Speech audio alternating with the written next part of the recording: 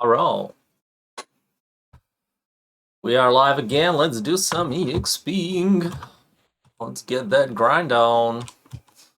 Alright, double check my characters. Sweet.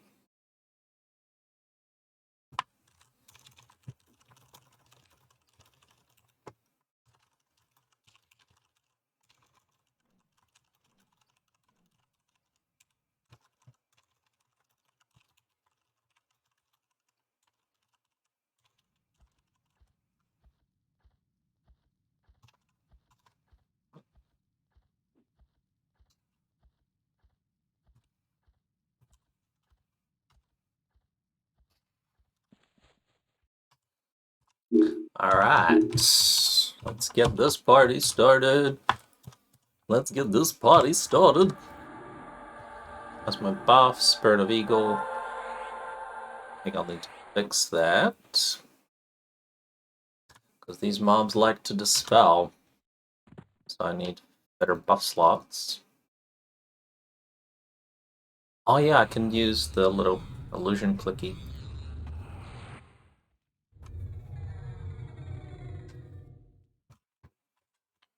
To do the thing with the thing.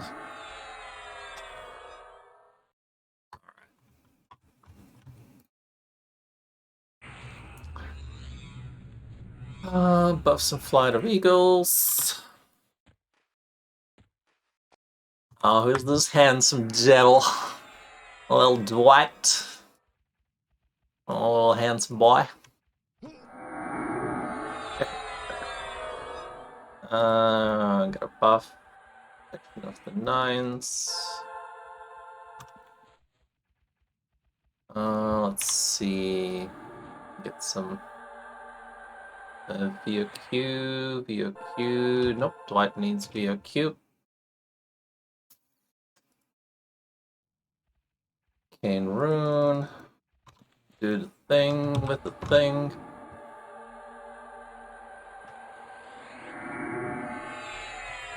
A little bit of regen, a little bit of Fizzle. cube. Yeah, should be good.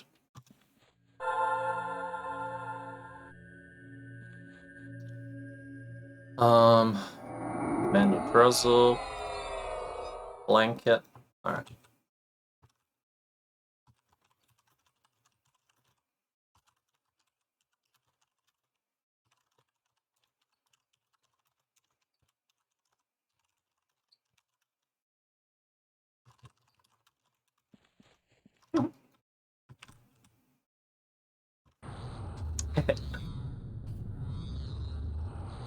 Come distract me. Come be annoying.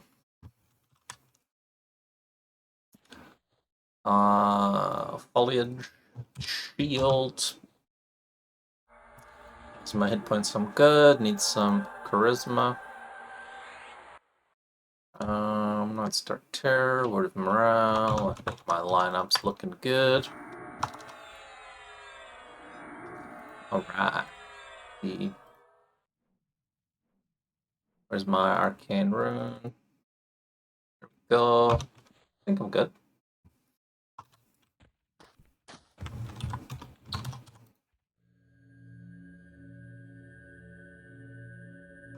Oh, I need to make my hotkeys. So assist Dwight, that's good. Adva, yep, Adva, yep, Adva, that's good.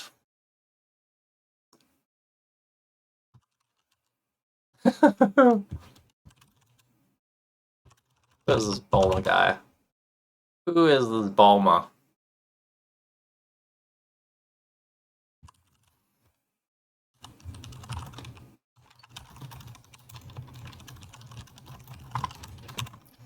People want me to level their guys. Come on, get out of here, kiddo. Scram.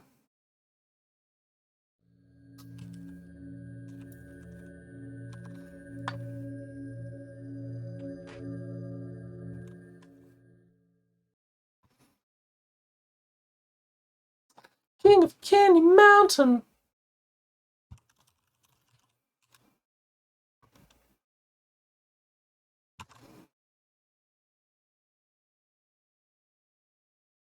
Who is this? Who is this wizard? Um.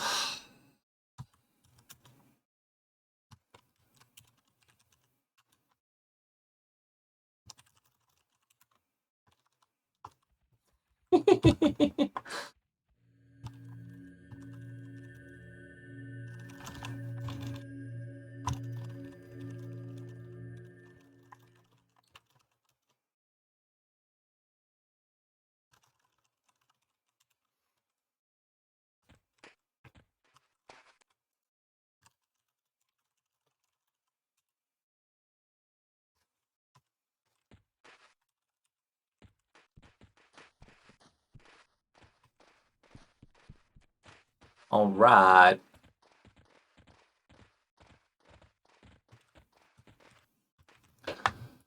Let's get set up.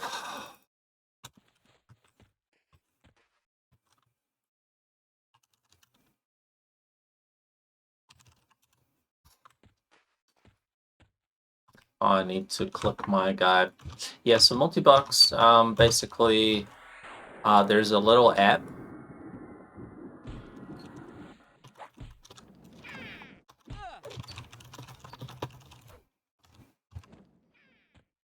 There's an app that comes with the client called hotkey.net that just lets you switch between clients. Ensnare, oh no. Gotta get a different pet because this guy...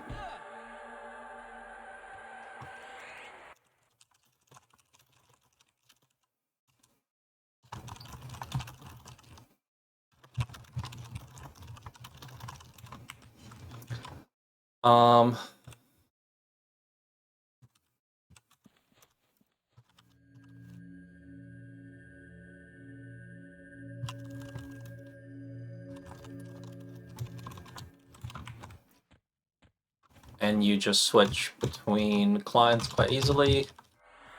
Oh shit, may have too many. Yep, that's too many. Alright, let's immune to run speed as well. So I gotta ask Dwight, try to heal him. See if this guy, nope, immune to run speed changes as well. These guys suck. Okay, these are not good pets.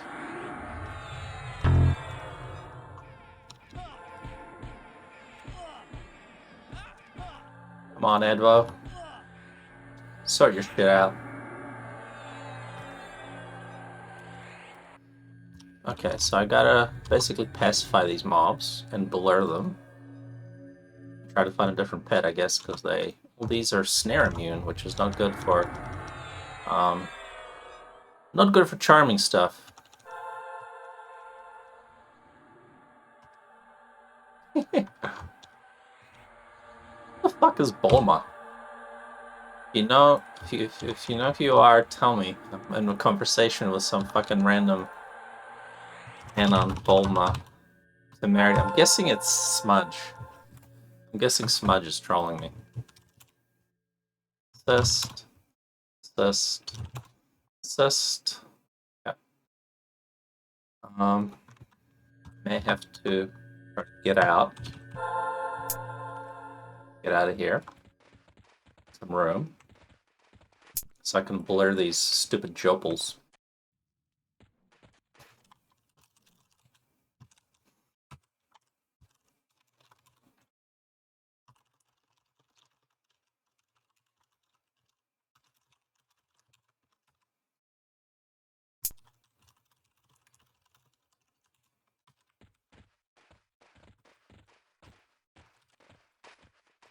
So I had good luck with jopels, basically. That's why I'm trying to get a jopel.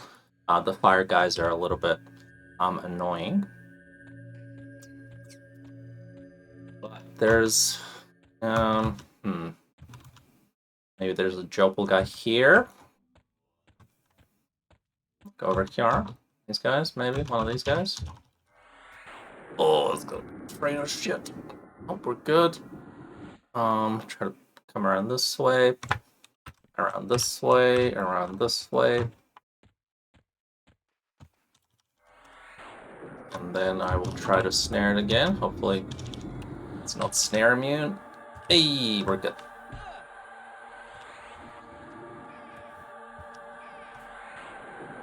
what buff am I missing? What just wore off? Oh, soul energy. Okay, that's quite a...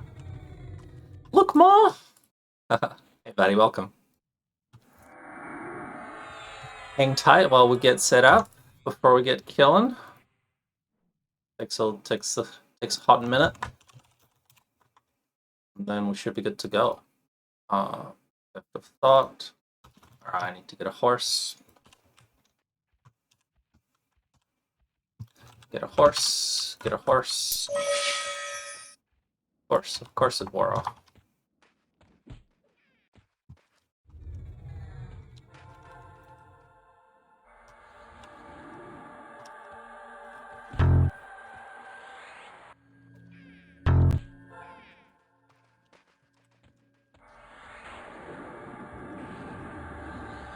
Okay, so we're almost set up now.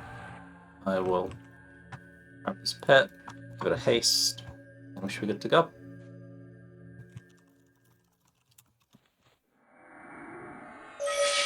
Oh my god, dude.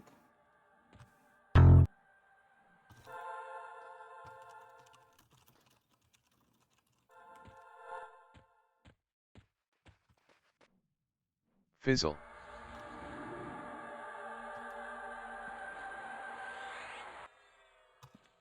Alright.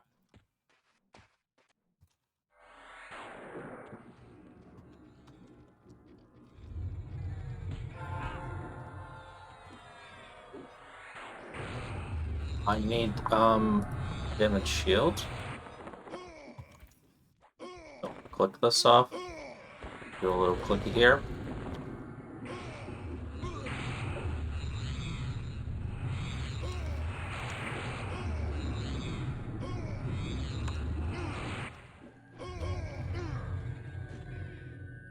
Fizzle.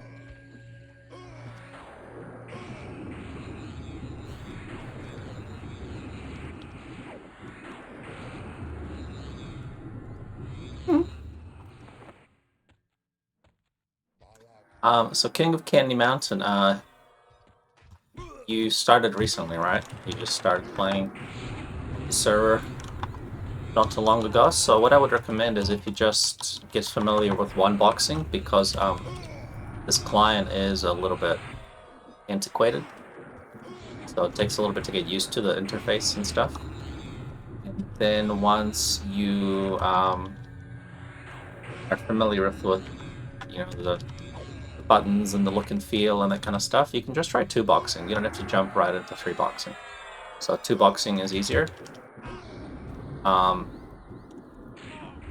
it's just, you know, switching between 1 and 2 clients, and then as you get more comfortable, you can add in a third.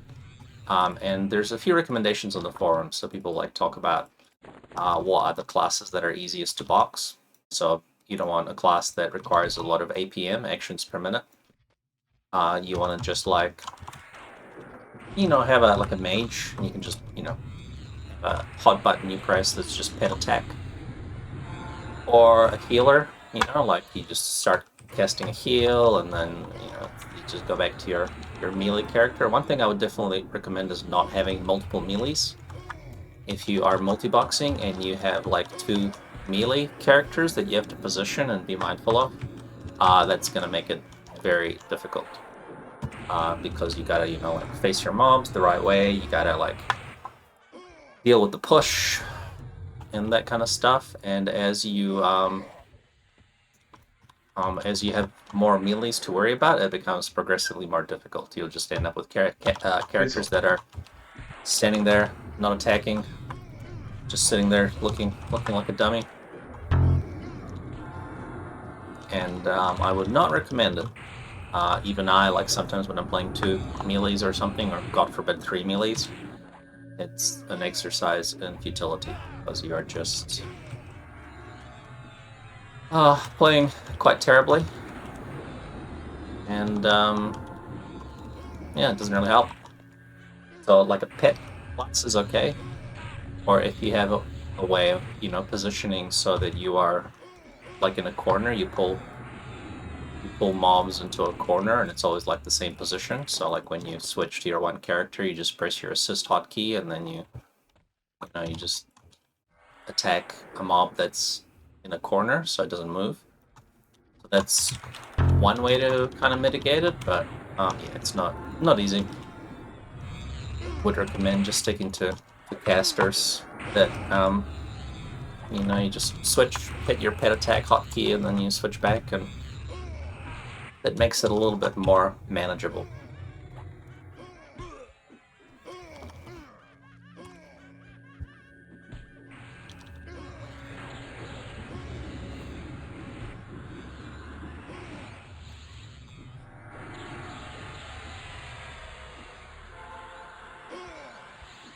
There's some guides on the forums, for example.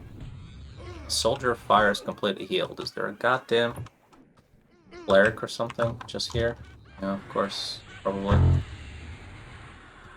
Okay, gotta nuke this guy down when you see them getting complete healed. Gotta nuke him down. So there might be a cleric mob here somewhere. I'll just pull it away.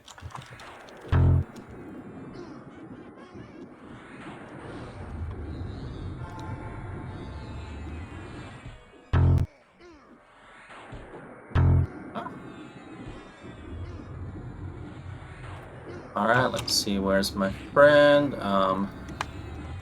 Think leader. Oh. Oh!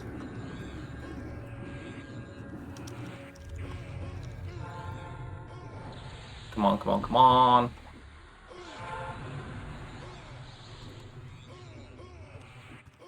And a Kama, run over here. Divide my characters. There we go.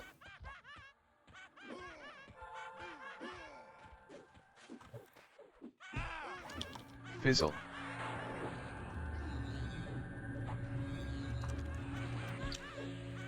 Cool.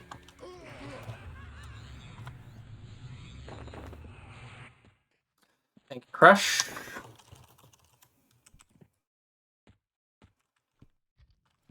Alright, that's the cleric, the little chaplain of fire.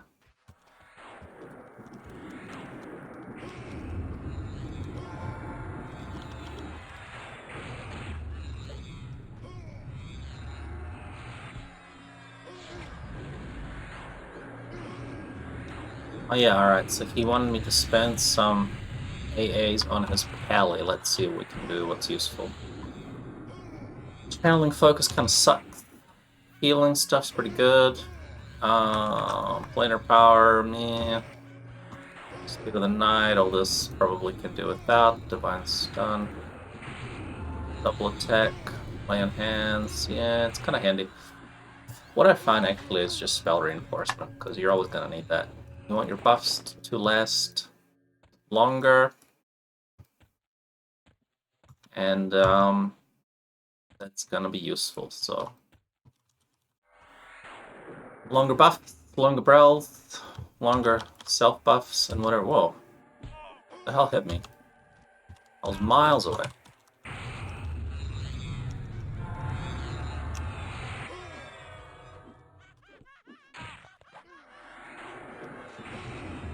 Fizzle.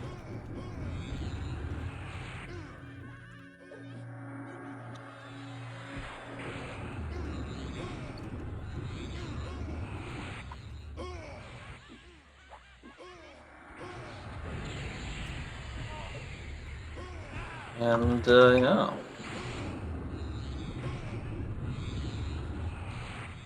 Little wizard nukes. So the nukes, the Ice Spear of the Soulist and the Ancient Ice nuke work really well here. Because these guys are fire, obviously, so ice nukes land pretty good. But actually, not always. The Druid uses ice nukes as well, and they get resisted surprisingly a lot, right? So it's not a given that your ice nukes will land. Like, for example, right here, right, I'm casting Winter's Frost. This thing, you know? Alright, full damage, but yeah, sometimes you get a full resist on an ice nuke, which is surprising.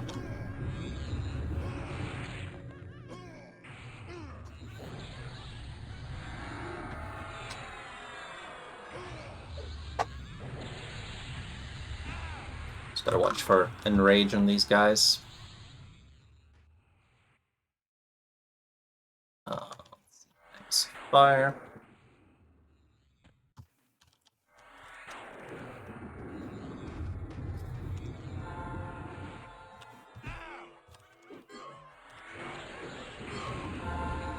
So I'll have to coordinate with Indi just to explain when we fight the named, so he doesn't get all crazy with nuking and pulling aggro and stuff. And also, I'll just make sure I buff his magic resist, because if he gets rooted by the named, oh, perfect. Because these named, one of them is an enchanter and one of them is a wizard. And they can like root you. They have a high damage, sorry, a high duration root that's hard to resist. So you just want to be careful so they don't root you in melee range, because they probably won't be able to heal you. Because they hurt quite a bit. They're quite tough. I basically have to like chain heal my paladin to heal him. My friend's paladin rather. So yeah, just be careful when there's any named up, because they hurt. Yeah, so that's great. Just chat to you. Makes it easier. Yeah, I see you. You're concussing. That's good. It's good stuff. Do you have the ancient ice nuke as well? I'm not sure if you do, because you need to be Fizzle. like in Vextal or Saru or something like that to loot the ancients. Yeah. Cycling the ancient and the ice nuke is my favorite. It does really good damage. I prefer that over using like garrisons, or what's the Strike of Solasec, because the ice nukes are actually the most efficient in the game. Fizzle. So for EXP groups, when you wanna like not just go crazy on damage and mana use, the ice nukes are fantastic. Plus they benefit from the ice focus self buff, so you can get some really nice crits. So it's like a 1100 nuke, and you can get like 3000 crits and stuff. Yeah, man, I love that ancient.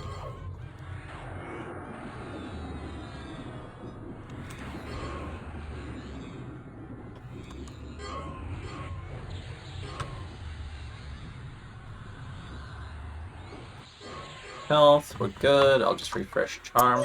Oh, yep, the charm decided to refresh itself.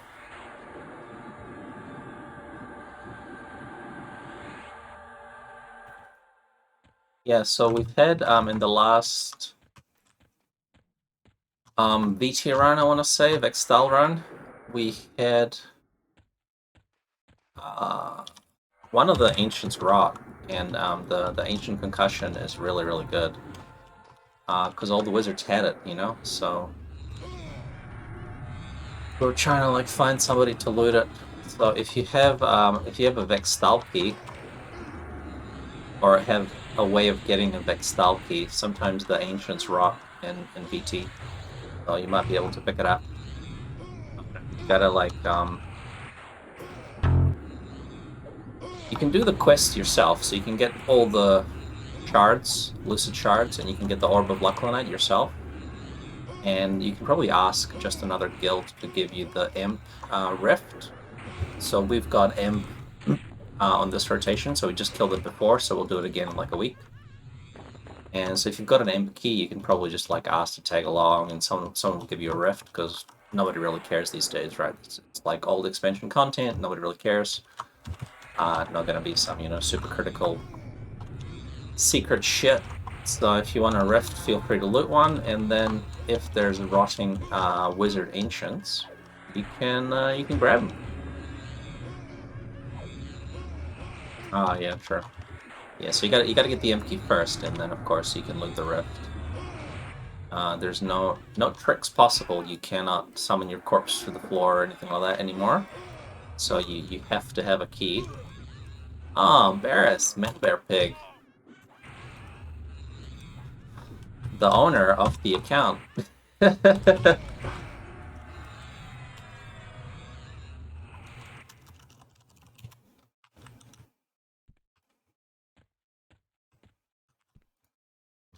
Fizzle. So it's his druid actually I'm playing, so he's just decided to pop by.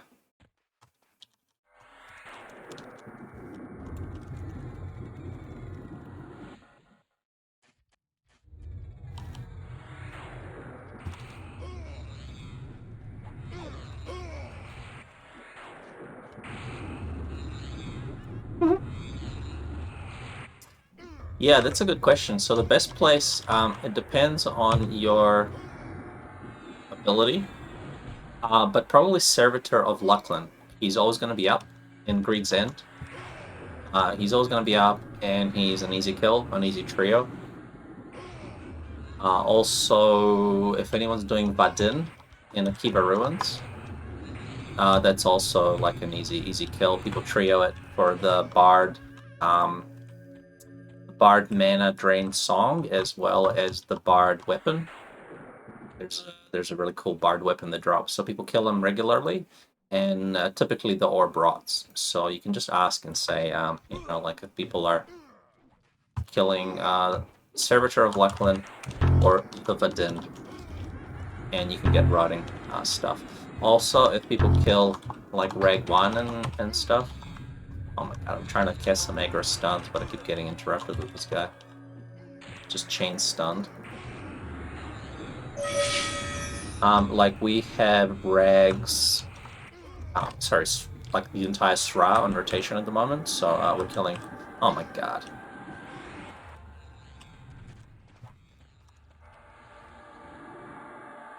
Target the Jopal Hunter.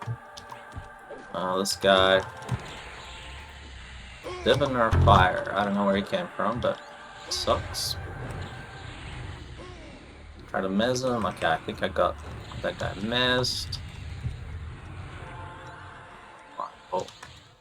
Whew. I don't know where all this crap came from. But,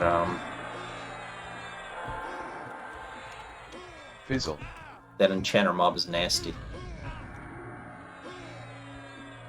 Fizzle. Oh my god, so many fizzles. What? Man.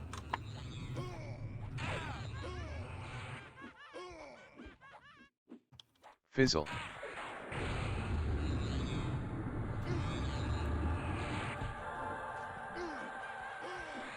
Yeah, you're not helping. You're just training me. I need to know what I'm pulling, because if I'm pulling a Diviner, then I need to know a lot of stuns. And also, because no, most of the DPS is just me. I can't get too crazy on the pulls, because I need like a little bit of downtime and stuff.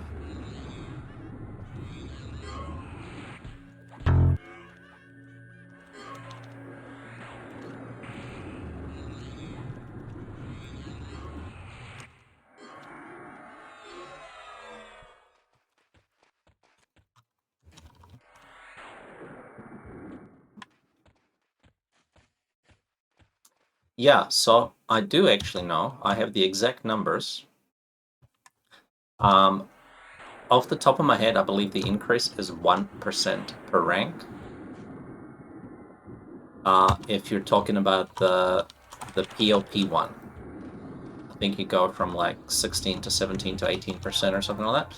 So the returns are not the best. However, if you check my AA guide, if you go on the forums under guides and apps, there's actually an AA guide, and there's an appendix, like the 5th post or the 4th post or something like that. It contains all the data I could scrape for actual math values for the increases. So like all the exact maths for crits and defensives and like all the class abilities that give you like healing or life tap procs or whatever, and there's a whole wizard breakdown. So wizards are a little bit special because they get innate crits that are a little bit higher than all the other casters. So their final their final crit percentage chance with all the AAs is going to be higher than everybody else. kind of like how warriors have a higher crit chance than everybody else. But for the exact numbers, check the forum post. So TAKP forums, guides and apps, AA guide, and then post number 4 or 5 will contain all the numerical values for the AAs. And hopefully that's that's the answers you're looking for.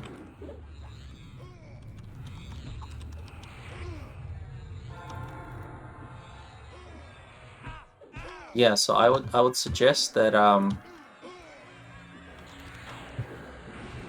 yeah, sorry, Wellix, if you wanted to play your guys,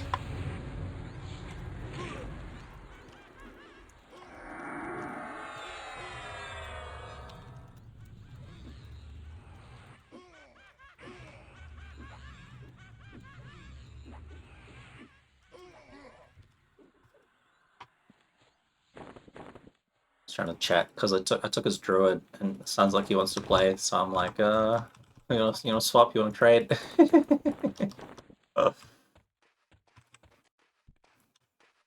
Hopped on his character. Oh, actually,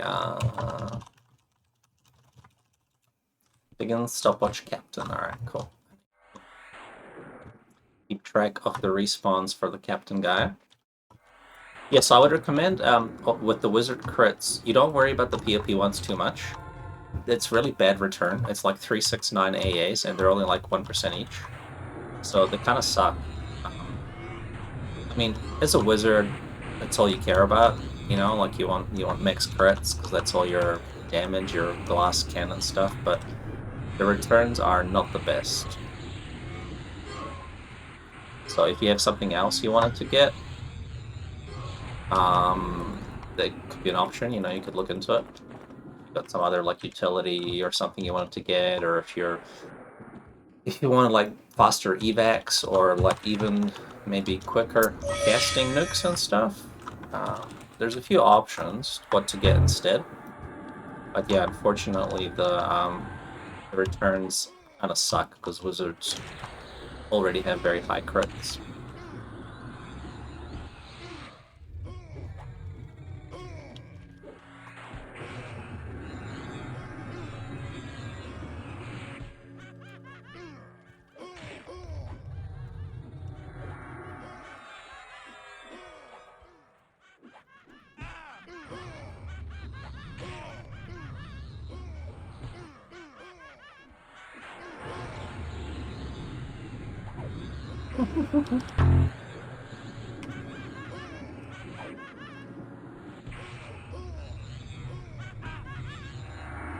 Troll Shaman, geez, you love that EXP penalty, huh? I mean, you know, they're good regen and stuff, and we've got a Troll Shaman in the guild. But if you are not too far along on your leveling journey, I would actually recommend switching to Ogre, because the regen is pretty negligible.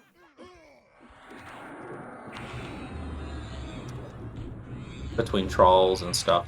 Fizzle.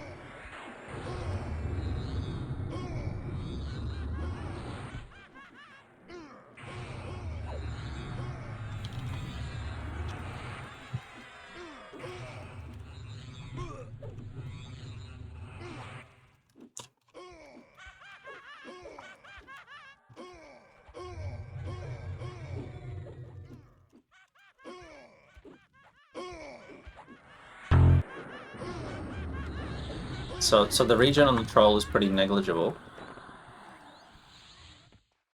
But the frontal stun immunity on the ogres is amazing.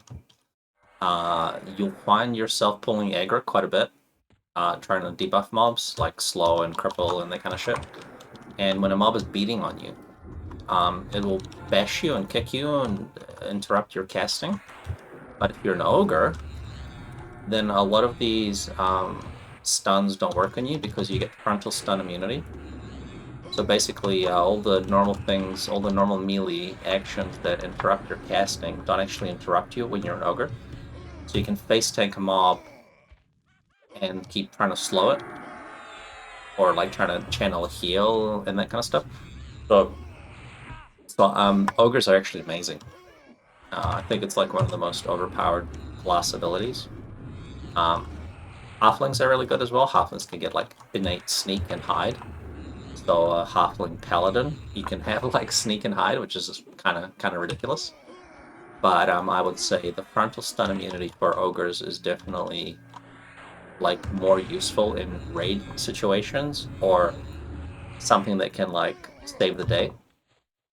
The halflings get cool utility.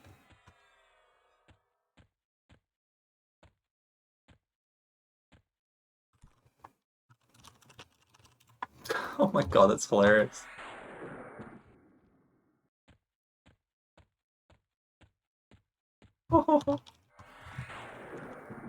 So as far as like raid utility and group utility and survival stuff goes, Fizzle. I'd say the frontal stun immunity is the most useful class AA.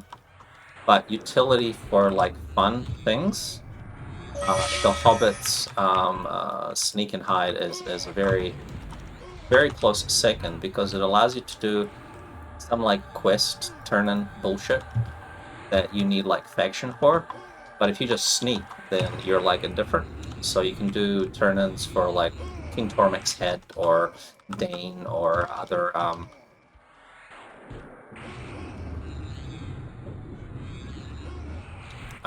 like quest things, like multi-questing items for people. Oh, that's good to know. Yeah, cool. So it does interrupt, but it's basically a very brief interrupt instead of a full like 1 or 3 second stun.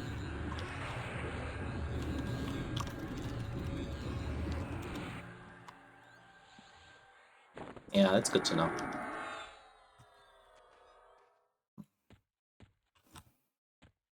But yeah, still amazingly powerful. Oh god, for a moment there I thought it was the bird was coming towards me. Uh-oh. Gotta stun this guy. Yep, there we go. Got him. Pull this guy.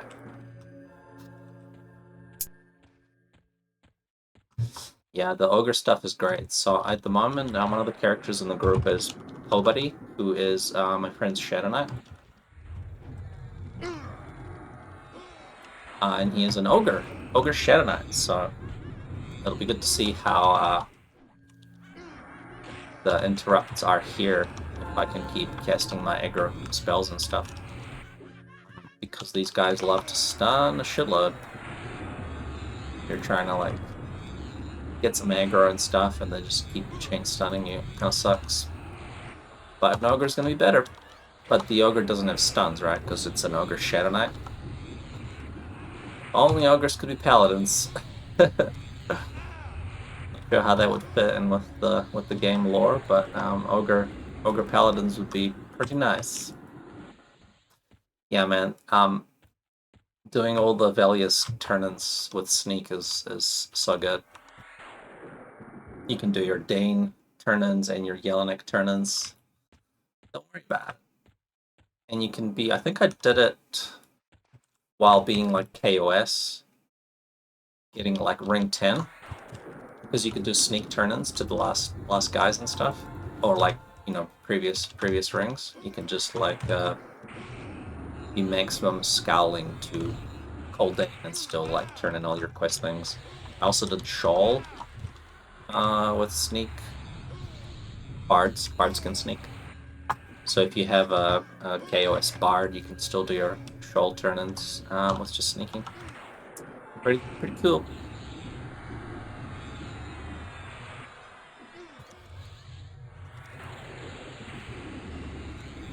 Alright, so this one I'm gonna go and pull with Invis because the mob is kind of like surrounded by 3 other mobs. Over here, yeah, that Paladin. What the hell? And how do you still have Foliage Shield? What? Seems a little bit broken.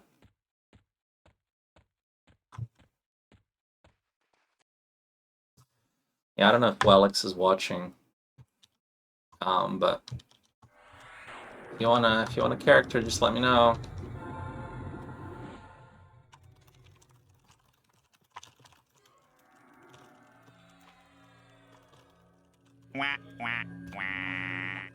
Okay, so these diviners suck. For this very reason, because he just dispelled me. He dispels like fucking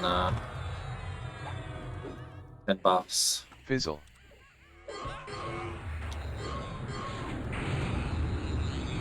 So, good old Enchanter Dispel, you lose 4 buffs.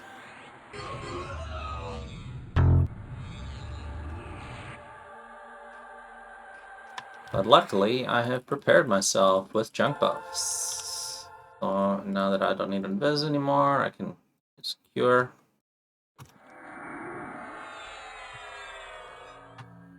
Okay, we're good.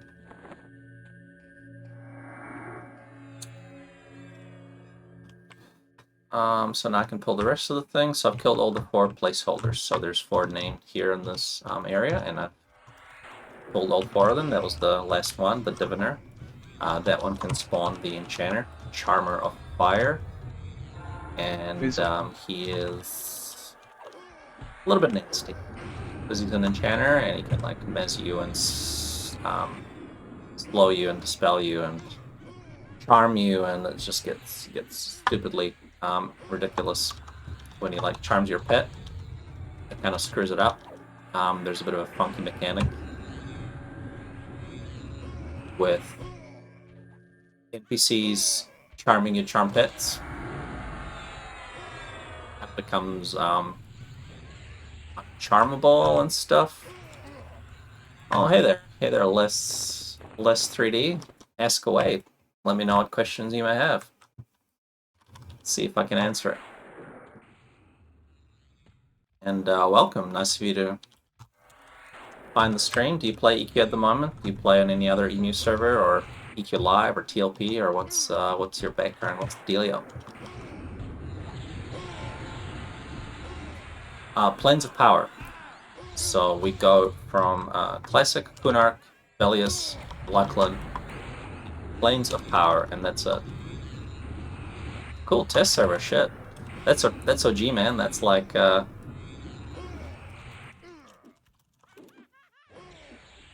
a long tenure on the test server. So TAKP, the acronym stands for the Alcabor project. The EQMac server was called the Alcabor server, and it was a clone of the game that was ported to EQMac back in 2002, so like December 2002. And the server was sunset sometime like 2013, I want to say, 2012, 2013. So this project, this emulator project, aims to recreate the EQMac server. So it aims to recreate the December 2002 era. And it's very authentic, so like very legit, because the client that we use is from that same era. So the client is from 2002, and it was like whatever the EQMac patch level was. So the Mac client is compatible with PowerPC and also like old Intel Macs. You can't play it on like a 64-bit computer, so only old school Macs. And because the Mac client cannot be modified, so there's no open source for it, whatever PC client we have has to be compatible with the 2002 Mac client. Basically, it's all snapshotted in time, like the game in 2002. So all the mechanics, quite a lot of the bugs, quite a lot of the quirks are all 2002. Fizzle. There's a few little fixes and a few little modifications to make it like more fun to play, because there were some bugs that were like quite terrible. So it's kind of like 2002 with some quality of life improvements that make it a little bit better, but not too much. Yeah, that's right. So people buy old school Macs to play on this. You can buy like a little, what's it called, little Mac Mini on eBay. You can get it for like $100, and it's going to be compatible and perfect to play here. But we also have the Intel client version, so Windows compatible. And yeah, it's basically a very specific patch level. And you just download the client from the wiki. We've got a little wiki page getting started and that kind of stuff. And you just download like a zip file. There's not even an install. You just unzip it to a folder and run it, and you're good to go. Very easy to get started. And it's not really compatible with any other EMU servers. So it's just like specific client just for the server. Kind of like P99, right? So P99 has its own special client that you download, but it's like a installer, and it also gets updated regularly. So the actual binaries, the EQ game, and the like code inside the client gets updated. Whereas we never get client updates really. We get like a few little DirectX wrapper fixes because the client has a few little challenges with the DirectX 7, which is quite old. So there's been attempts to improve it and make it work a bit better with like a DX8 or DX9 wrapper. And sometimes there's a few issues with crashing because some of the graphics codes are buggy. So the devs are continuously trying to improve it so it crashes less. It's a little bit notorious, like for raids, there's like an outstanding bug where it crashes. So the only client fixes or updates that we get are relevant to trying to fix some of the graphical rendering bugs. Fizzle. But as far as any functionality is concerned, like any spell data or any like abilities or any buttons or anything like that in the game, none of that really gets updated. So it's all the same between Mac and PC because they got to be compatible, so they can both raid and play together. And you know, things like the Legacy of Ikesha, the expansion that came out just a few months after POP, we don't have that. So we've got a few little like quests that were half implemented because EQMac had a weird little thing where some of the Legacy of Ikesha quests were actually in Planet Knowledge, even though the expansion wasn't out. We don't have the LOI client. The LOI client actually has a fixed raid interface, and it's got a charm slot. So over here inside the inventory, the LOI expansion added in-game maps, charm slot, and a fixed raid window, but we don't have that. So we've got like just plain old vanilla POP and a few little rogue LOI quests, but everything is POP December 2002. So very old school. Very authentic, very legit, and there's a few quality of life things that we don't get, like auto inventory or barred melody. Some people like mouse wheel zoom, which was added in 2005 or something like that. There's like some patch where they added some client improvements, little graphical things and whatever, and they added scroll wheel zoom, but we don't have that. So there's a lot of people that play on another emulator server called P99, Project 1999, that uses a more modern client. So it uses a 2005 era client that has been modded to disable things like maps and some other functionality. And that client has mouse wheel zoom. So a lot of people come from P99 and they're like, "Oh, yo, what's up? How do I scroll wheel zoom? Why does my zoom button not work?" And everyone's like, "Bro, shut the fuck up."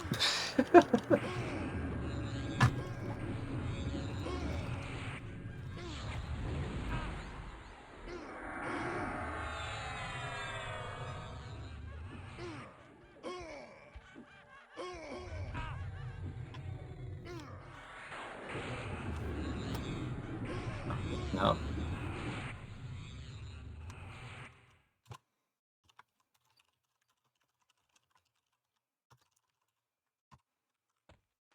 Sweet.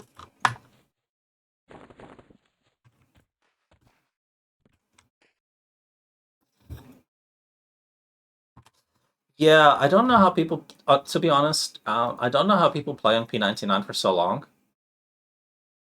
Because it's locked, locked in Lachlan. Sorry, locked in Velius. And there's like no new content. There's no AAs to get.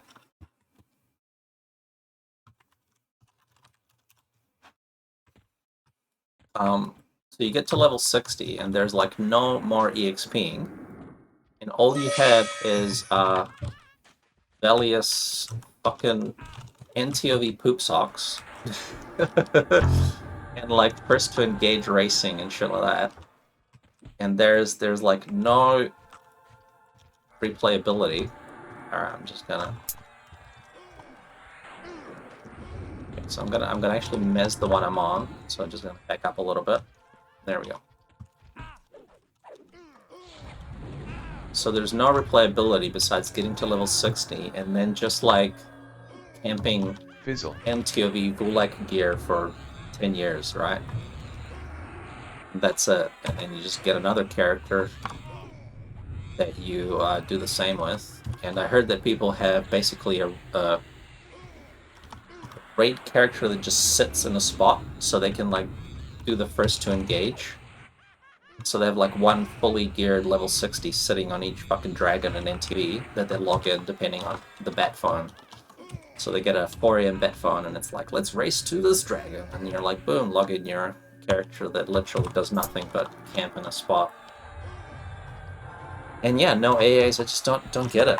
Because the replayability is just not there. Oh. How many stuns do we need? Full aggro. Yeah. Whereas with POP or with Lachlan and POP, you can get, 200, 300, 400 AAs per character. So the same character you can just play so much longer. You can get cool gear for him, you can get cool AAs, cool abilities. It just changes the game drastically because some of the AAs you get, make the class completely different. Way more powerful, way more utility. Like for example, Rangers. On P99, Rangers suck. Like they have no fucking arrows, no nothing. There's some bug with like ranged attacks or something, but you don't get any of the abilities that actually make Ranger arrows cool and functional. 70,000 AAs, holy fuck! That's a lot. That's a lot of AAs. You see what I mean? It's like one character that has, instead of getting 100 levels, you get 70,000 levels, right? So that's a serious replayability. Shit, is EQ Live up to 120 now? 120, that's crazy. I thought it was still like 110 or 15 or something, but yeah, 120. Nuts. It's serious playtime there, my friend. That's good stuff.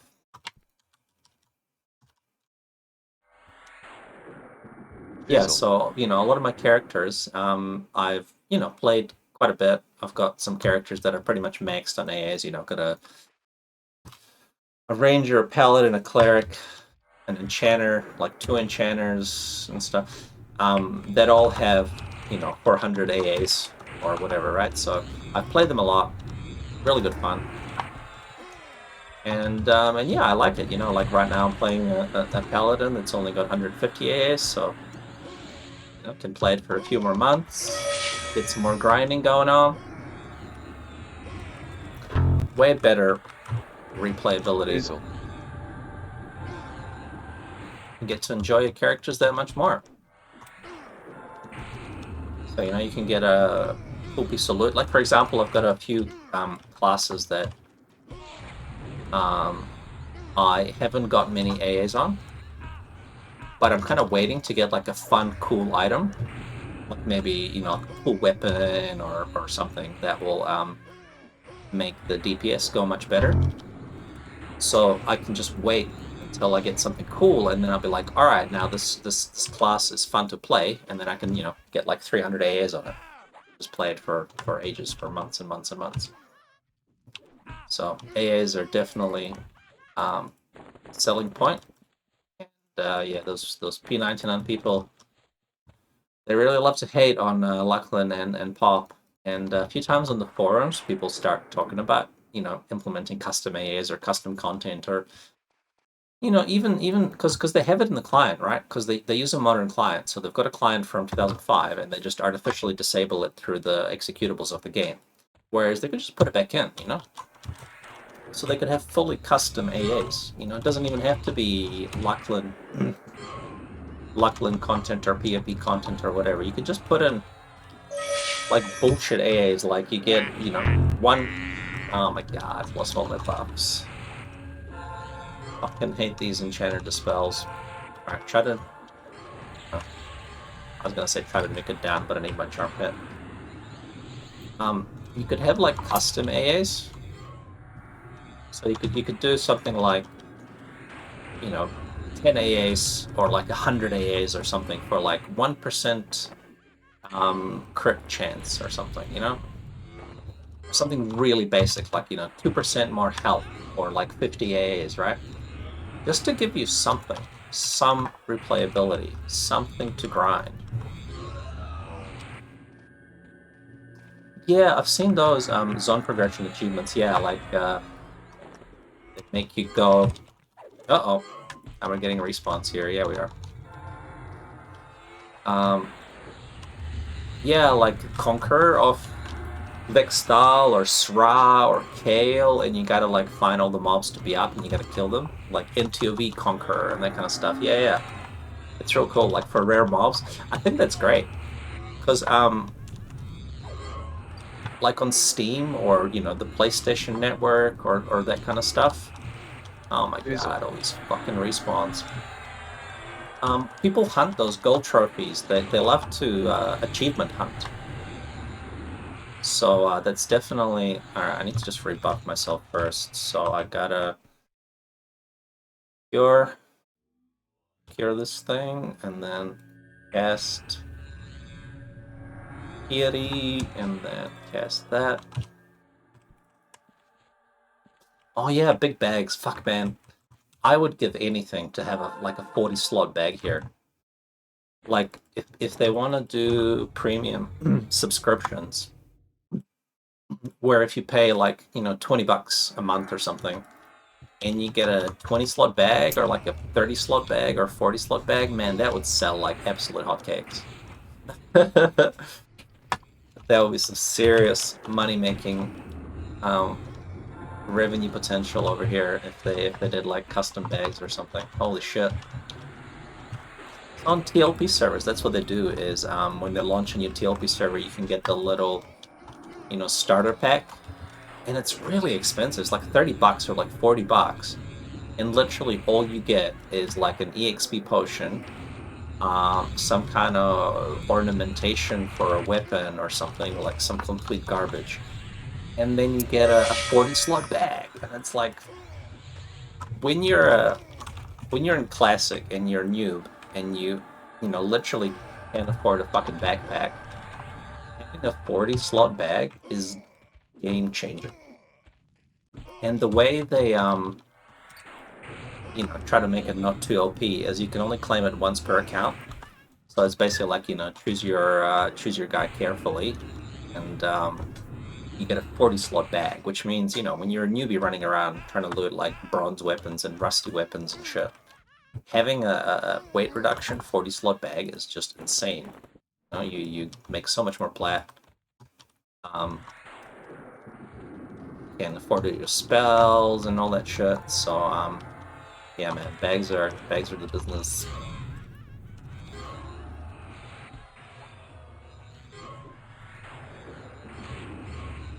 So yeah, lots of potential. You know, maybe there'll be a custom server at some point that will take the TAKP code base and, you know, maybe add a few extra bit of functionality. Don't mess me, bro. So you can have the same code base, but, you know, maybe add something like a casino or add something like LOI so you get a better raid window or something like that. or maybe, yeah, custom bags, custom titles, casino, having like a plat thing would be cool. If you had a way of like gambling your hundreds of thousands of plat away to try to get, like a Geyser Deceiver or like a pre-nerf Circlet of Shadows or Mana Stone might be a little bit OP. You get used to it, man. But I mean, it's hard to follow unless you know what I'm doing, which is why I've added a little casting output. See, casting Karana's Renewal on Alolan, so when I switch to a client, you can see what I'm actually doing. Like, see right now, watch this. See, I'm casting Tash and Stun and Snare, all at the same time. Oh, and this fucking guy is coming for me.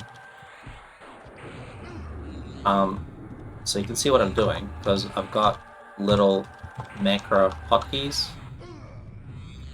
that just target and assist my enchanter. So I'll show you. Stun. So over here, see I've got a stun target, is I assist my enchanter and cast 5, which is the stun. There's multiple casts of 5 to mitigate fizzles. And same with the druid, I've got assist the enchanter and cast snare. And then I've also got to assist the enchanter and cast heal. So if I need to heal myself, that kind of stuff.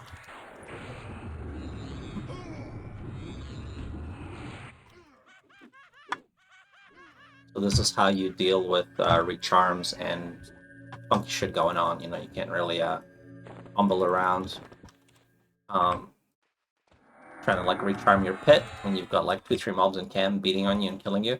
You need a little EQ button macros to help control the situation, and you get used to it. You make the little hotkeys. It's all a gradual progression, right? I didn't just jump right into this, so I kind of got. You just get used to it, right? So everyone started off slow. I started off 2-boxing, 3-boxing, and then eventually, you like go, oh, this button would make it easier, and then oh, maybe I'll add this, and then eventually you grow your buttons. So I've got a whole bunch of custom hotkeys, and also Gina. Gina really helps. So Gina is a tool that reads your log files and gives you little alerts on the screen. Like, right now I can see that my stun got resisted, which is fine because I know that.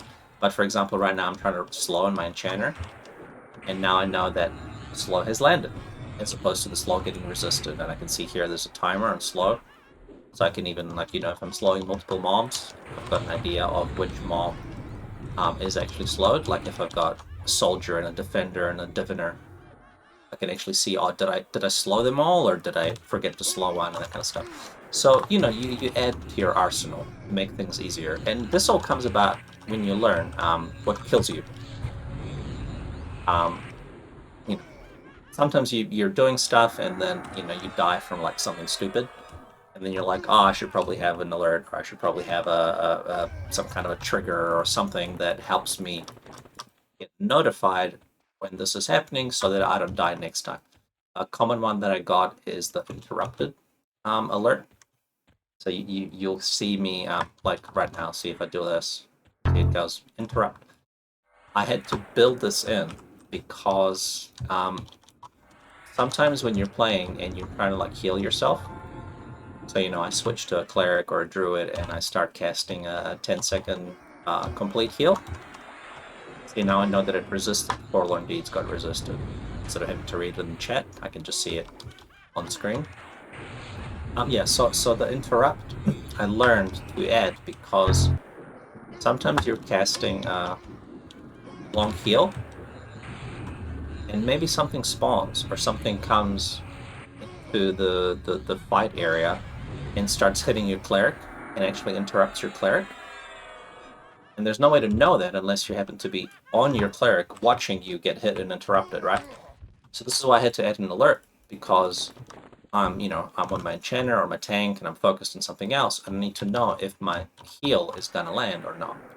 Because if I'm expecting a heal to land, and actually my cleric got interrupted, 5 seconds into the casting time, and I'm waiting to get healed, I need to know that the heal is not going to come. So you learn these things because you're just playing, and then all of a sudden you die, and you're like, oh, I keep dying. This keeps happening, and I keep dying. How can I mitigate this? And then you're like, okay, I'll just add a little trigger or whatever. And then, you get used to it. You add a few more, and you add a few more, you add a few more things, and then, you improve things, you tweak things, you, some more flutter to your screen. Like when I get dispelled, when these enchanter mobs dispel me, I had to add a trigger because sometimes you're playing and all of a sudden you look at your melee and you're like, why am I missing 5 buffs? Like, what the fuck happened? Did my buffs fade? Did I get dispelled? So I added a special trigger when I get the message saying, you have been dispelled. So that I know that this enchanter mob just, debuffed my haste or my KI or whatever. Because that's kind of important to know. Eventually you get used to it, yeah.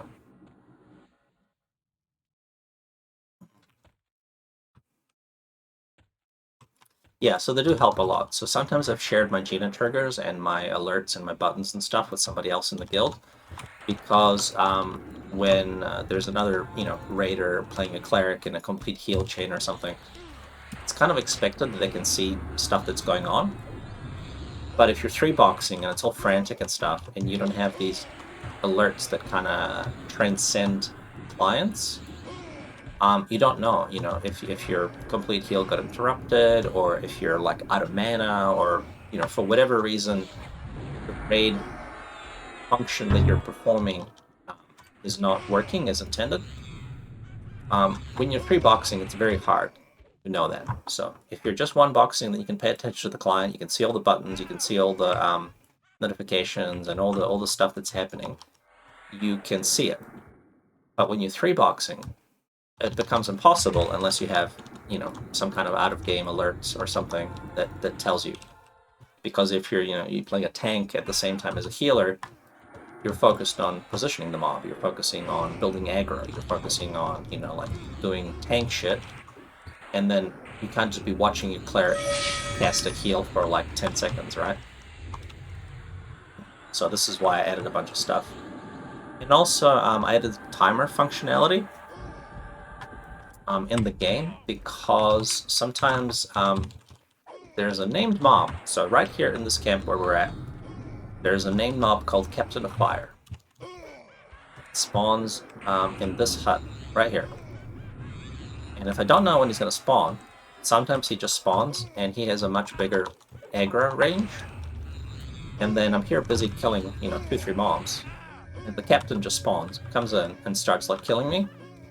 Because he hits really, really hard. By the time I notice something is wrong, he's already killed like my druid or my enchanter, and then I'm like, oh, cool, great. Fucking awesome. But basically I had to add a little custom timer to tell me when spawn is due. So when this stopwatch says 42 minutes, there's going to be a potential named mob that will spawn. And we all have to kind of move a little bit away from his aggro range. So if you want to come to where I'm fighting now, Indi, if you want to come by, so that you don't get aggroed when this guy spawns in about 4 minutes. So we can be safe. Because he will mess you up. He hurts quite a bit. So over here is outside of his aggro range. Oh, great, cool. See? Another dispel.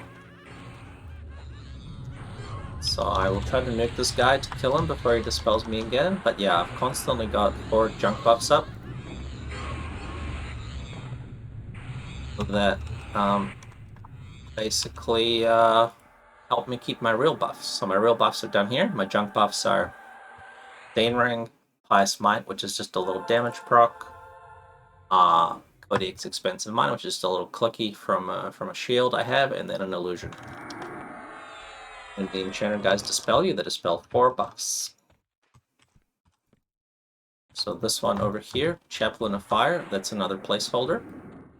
So he didn't spawn a Vicar of Fire, he just spawned a placeholder.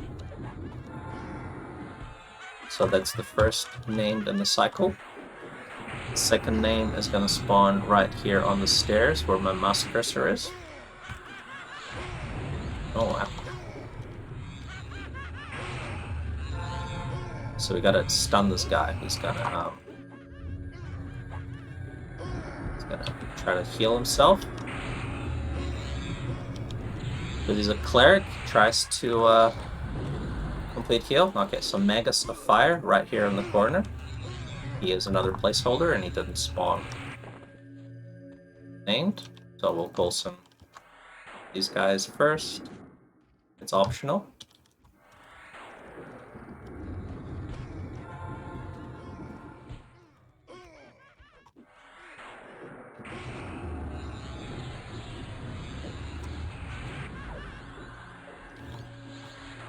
So that'll be the second placeholder. The third placeholder is the captain, which will spawn in 2 minutes, thereabouts.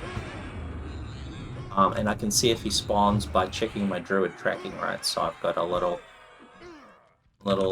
window that will tell me whether he's up or not, without me having to actually go into the aggro range. Yeah, no Bazaar in any zone, but what we do have here is you can 3-box. So the rules are you can play 3 characters, and you can have a 4th trader. So you can always have a character that's in the Bazaar that doesn't count towards your 3-box limit, or rather it's an extra, 4th character you can play. And it's a special trader-only account, which means you can only travel inside Bazaar, Nexus, and POK. They're locked to 3 zones only, and locked to level 1. You can never get any EXP on these characters, which lets you, shop in the Bazaar whenever you want, because there's always a guy that's like locked to the Bazaar. So that's kind of like a compromise to you being able to use the Bazaar from anywhere. You kind of have a spare Bazaar-only character Fizzle. there anyway. Okay, so it's been 41 minutes. And now we'll check tracking and Defender of Fire. So this is the placeholder. So looks like no named from that spot. So we'll just kill this guy, bring him in, kind of walks away all the way around. Here he comes now.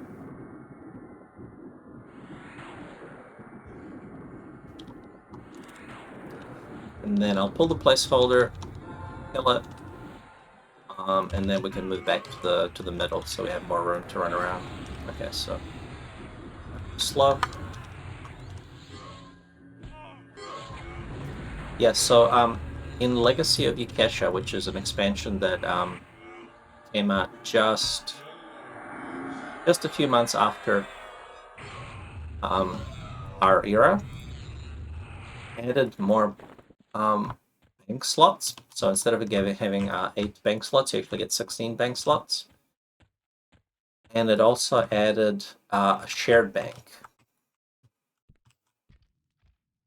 See, this is the Defender of Fire. This is the character I was talking about. So we can move back.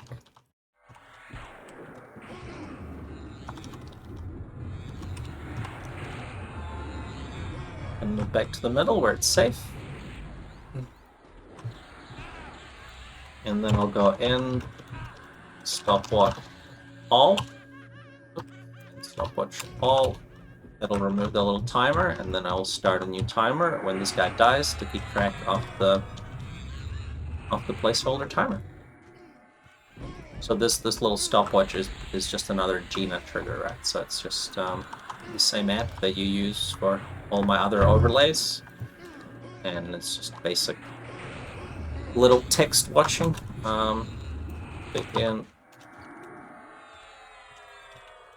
Begin stopwatch captain. There we go. Now I got a new timer. I'll refresh charm, because as you can see, I've got a countdown that my charm is going to wear off in 10 seconds. Did my my stun and my snare refresh, and we're good to go.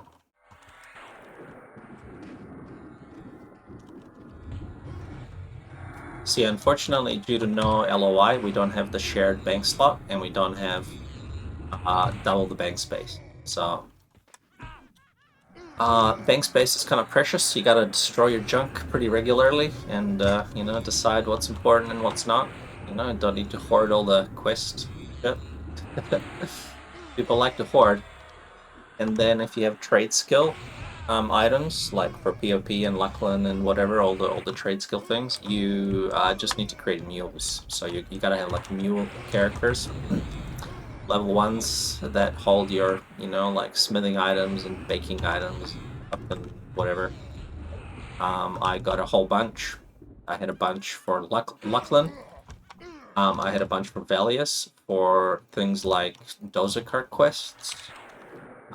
You had to like loot all the symbols, and also for Valius you had the shawl quest. So all the Coldane shawls and all the Coldane rings and all that stuff, you had to like loot all the spare items, keep them on your mules, and then in Valius you had a whole lot more trait skills to do. So for Planes of Power, there's a quest called Aid Grimmel, and it's a quest that rewards you for having trade skills maxed. You need all 7 trade skills maxed out or close to max. And you could kind of start working on that in Luckland. So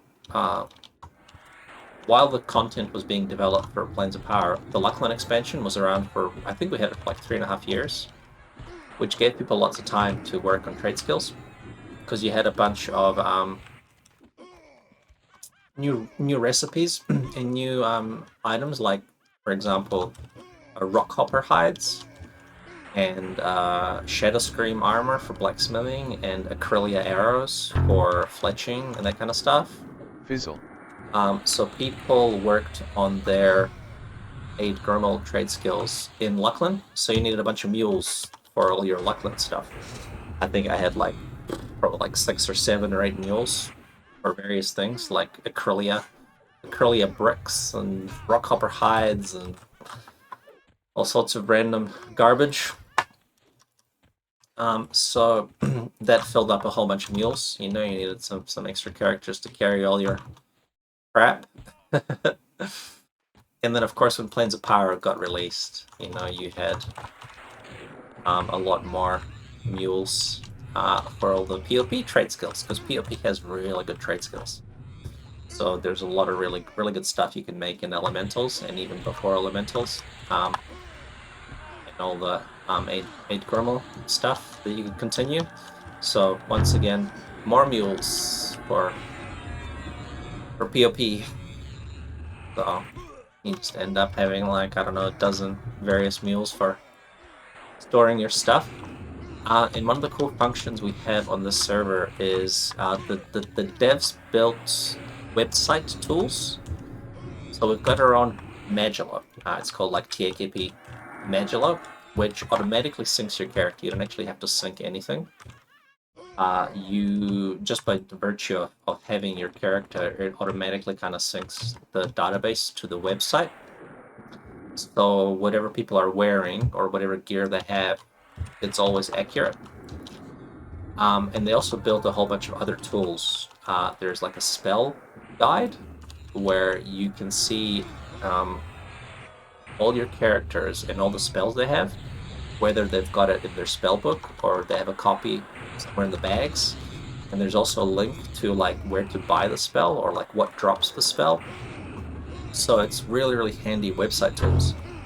And one of the handy tools is inside your game accounts window. You can search your inventory. So you can basically see what you have on your mules. So if you're trying to find a specific item or a specific, I don't know, quest item or trade skill item or whatever, and you're like, where did I put this? Like, on what mule is it? Like, where in the bank is it? You can go onto the forum, into your game account, and you can just search across all your game accounts. try to find the quest item or the trade skill item or whatever. So that's really useful. So the character inventory management has been seriously quality of life with some additional web tools. So yeah, the server's got some pretty cool functionality that helps you manage all your characters and accounts and mules and whatever. So it's really, really good stuff.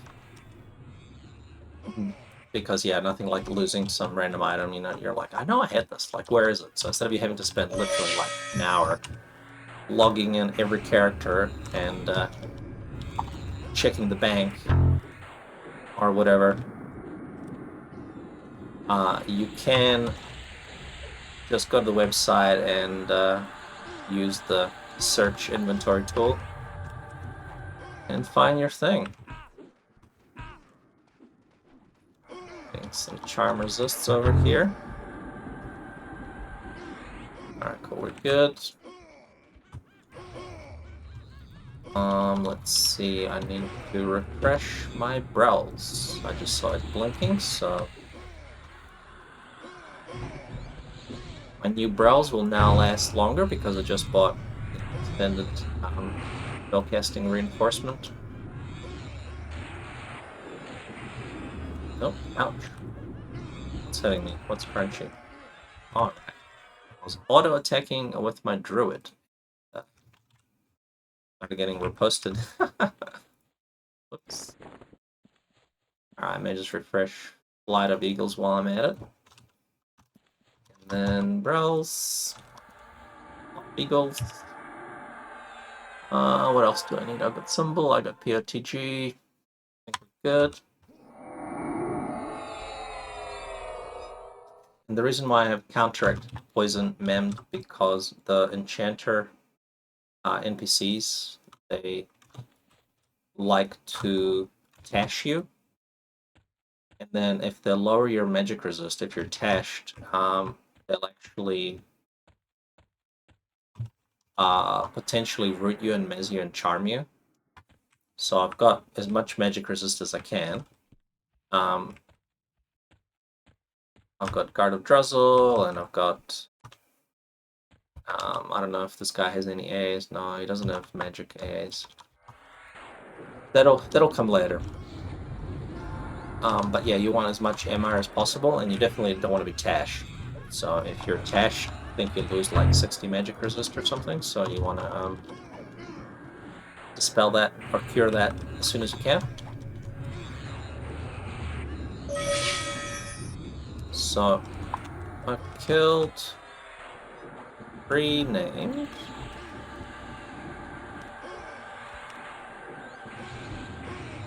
So when I recharm this, what I'm doing is I'm doing assist main tank. I'm just doing assist Dwight, assist the pally, and just pet attack. So as soon as I recharm, I can just send my pet in to assist the paladin.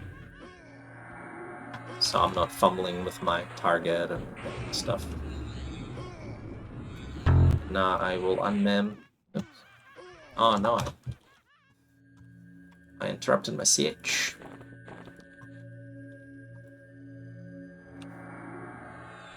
So I will unmem your poison, and I will just cast Invis on the pally, so I can go and pull this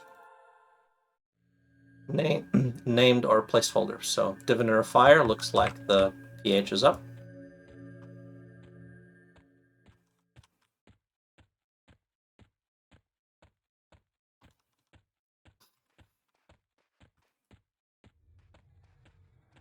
There we go. So you see how these mobs are all around me? This is why I invis, so I don't have to pull this guy, or this guy. If I pull this Diviner, I may or may not get more ads. The mobs do have a very small assist radius. Okay, it looks like I've got 2. So I'll just root this guy. And this is why I love Pallies, because Pallies can fucking Shackle of Tenaire, which is 0.8 second cast time root. It's just as insane as it sounds. I love the pally root. Okay, so this Diviner of Fire. Stun him as much as you can because he likes to dispel. So I'm just gonna nuke him, and then I'm gonna mez this guy. So Tash is gonna come in. Maybe I'll Word of Morale, and then get him mezzed while I try to stun him.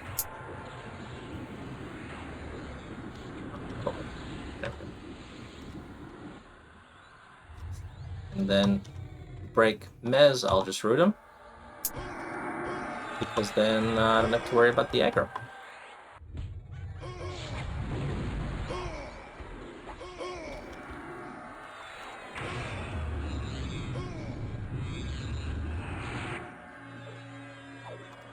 So yeah, I love the pally root, it's just so good. See, I had him rooted and he had aggro, so I'll just root him again. Easy fix. Nope, now he's on the wizard. Now I got him again. Well, and I will just keep forgetting that this druid has a little regen BP. Alright, so now I want to know if I'm getting hit, so I will click off the regen BP and cast damage shield. Because I like to know when the mob's connecting and hitting me and stuff.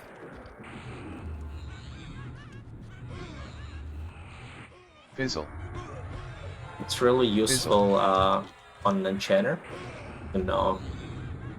So I don't have damage shield on this enchanter, but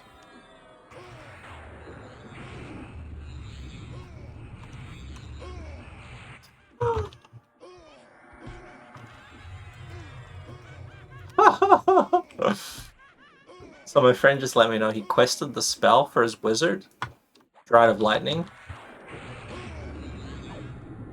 and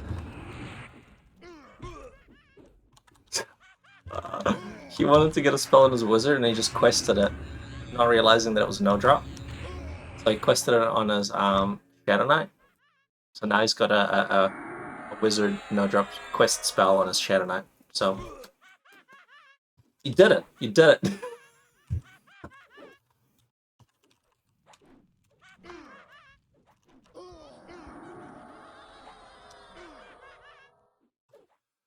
You did it.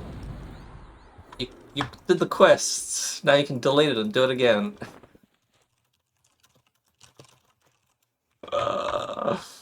Oh, yep. So don't do that. Don't do the Dried of Lightning quest on a non-wizard.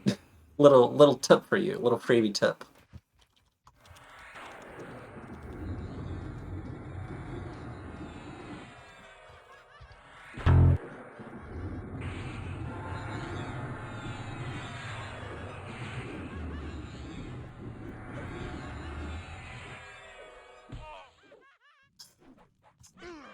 So, that TAKP Eleclon website still got some bugs. It's not perfect, and there's a few tags that don't display correctly, like lore or no drop, or expandable or something. There's a few item properties that don't properly display.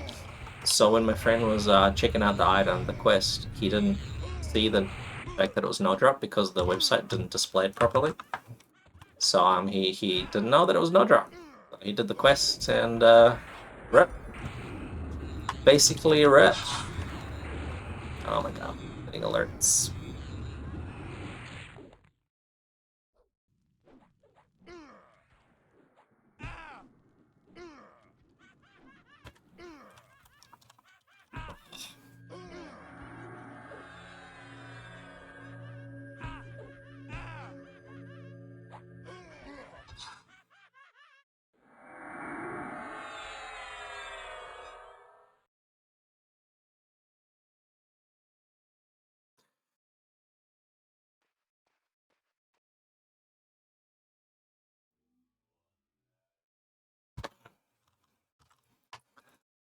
I may need to take a little break. I just got a message from my flatmates. Need to fucking sort some shit out.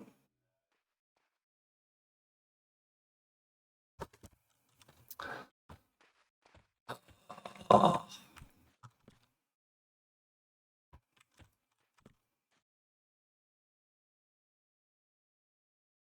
One moment.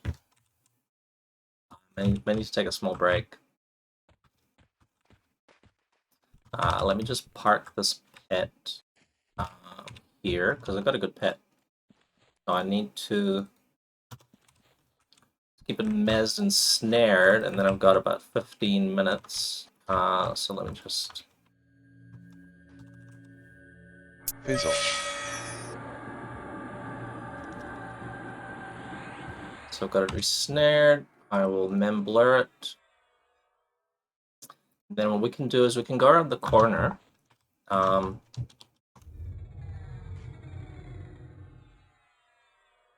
We can go around the corner and just invis and just chill. So we've got about 15 minutes for the snare to wear off. Give me a sec, make sure this is blurred. Assist, yep, we're good. So come around here, come this way.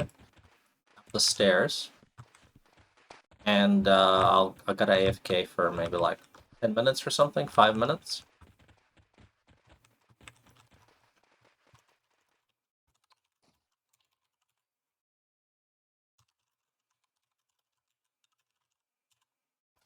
Yeah, hide behind the ogre. So here is safe. We've got a pet that's snared, so I'll come back before snare wears off. I'll be back.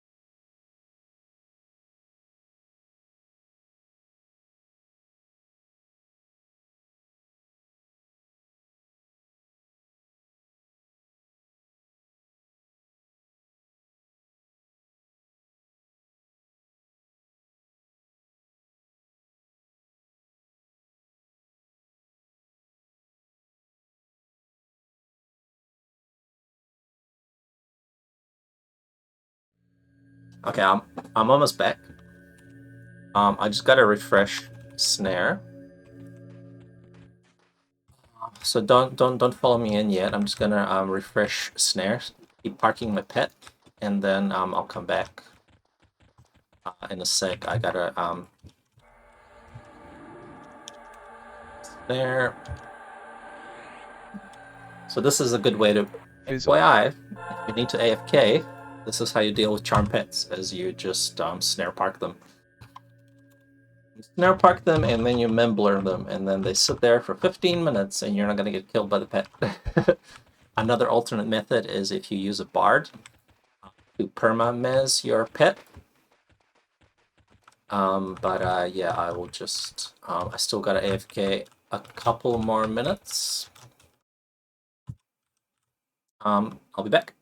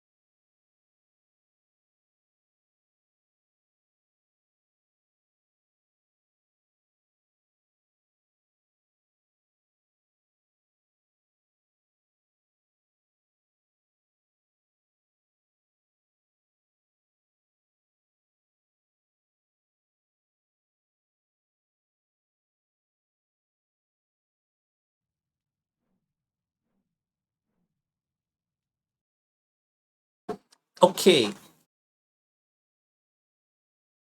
Yeah, we're good. We're good. Let's see. Do I have invis? Still invis. That's good.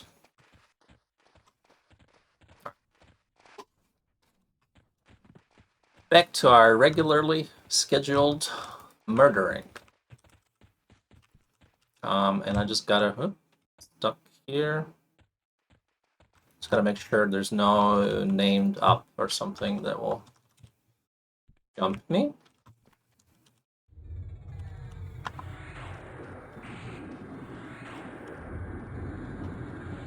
Ah. Fizzle. Yeah. My little hot button's messed up. Okay. Good, we're good, we're good.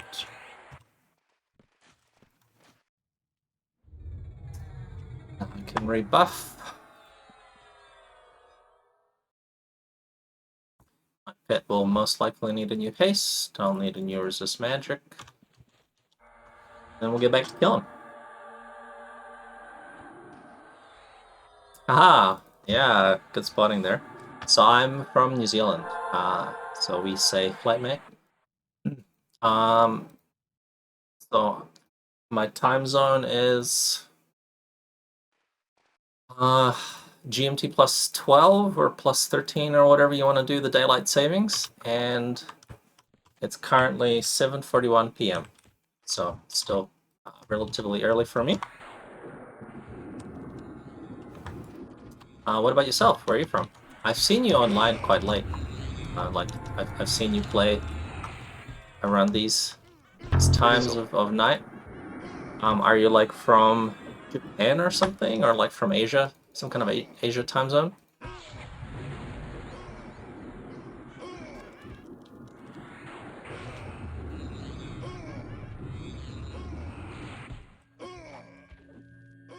Ah, CA, California, so you're Pacific, so it's not too late for you. It's only how many hours difference? 7, so it's like 3 in the morning for you or something? 2 in the morning? Oh, shit. Not even midnight. Still young. Night is still young. Some of my guildmates that I play with, they I don't know how they do it, but they play till like 3, 4 in the morning. So they're like super late night crew.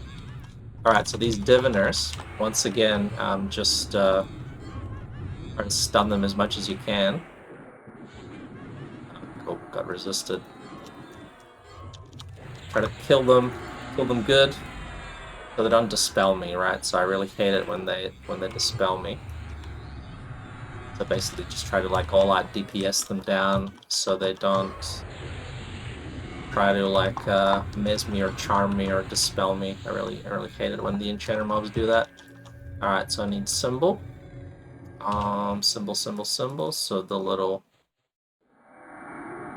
alley, it's got a good symbol. And then I just conveniently loaded a paradox. Very nice. Oh, wait. I buffed the wrong character. Haha. It was Advo that needed symbol. A lowland. Oh, I blew a paradox on the wrong character. So basically, that's it. I'll never financially recover.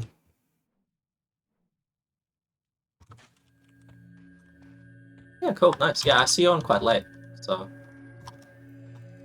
seen you loitering around here in the plane of fire. I think, like, what are you, like, quad kiting or something? Snare kiting? Don't know what you do. Field 1 or maybe Castle 2 or something.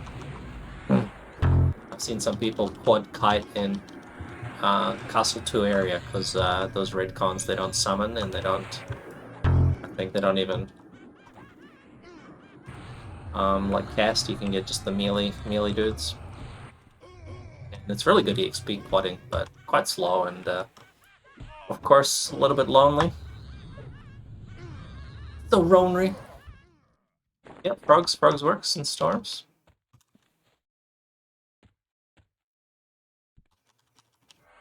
So I've got some respawns. The little... Oh, whoops, I'm pulling from the wrong area. I got disoriented.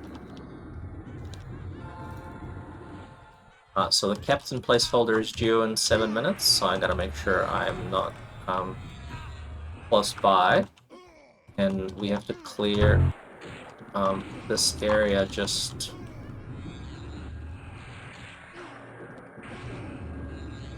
Yeah, that A, you don't get an upgrade.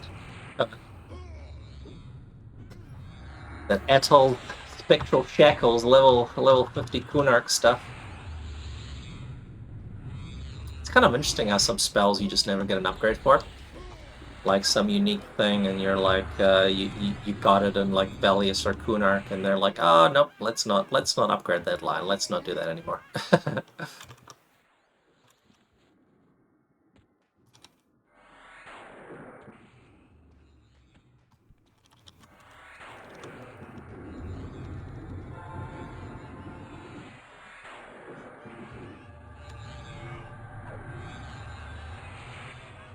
So we got to clear the mobs in this little what do you call it, fort. Because the name is going to spawn there, and I want to have some distance. But I can't be too close to the other mobs, because some of them can be clerics, and they can like just chain CH crap. So you want to like pull around here so that you've got some room. So we've got limited time. We've got 3 minutes. Gotta kill 5 mobs in 3 minutes. Let's go.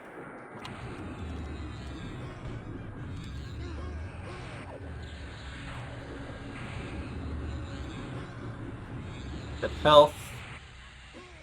Fetal Valen. Okay, we're good.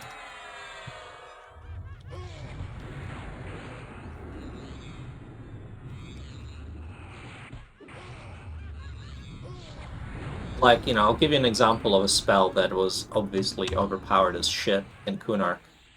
Call of the Hero.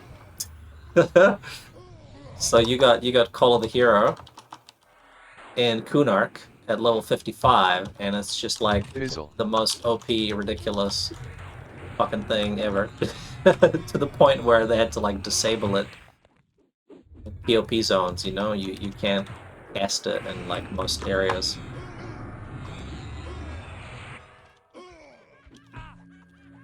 Yeah, or another one that's even a bigger mistake is slows. Like, look at the best shaman slow in the game. Turgor's Insects. Level 51. Level 51 Kunark spell. It's a 75% slow. And then the devs were like, oh, shit, now we have to balance, like, the entire game based on this. On this level 51 spell, right? Okay, so you see what I mean about the cleric mobs being too close? So I've got this Defender of Fire getting healed from somewhere. I think it's gonna be one of these. Defender, Chaplain, Defender. Okay, cool. So hopefully we'll kill him.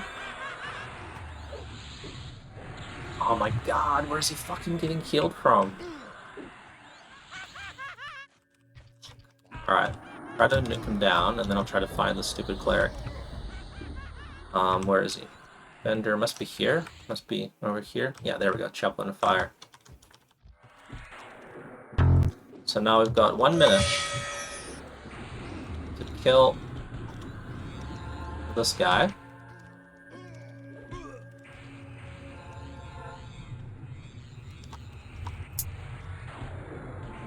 We'll try to pull him away from the other chaplain.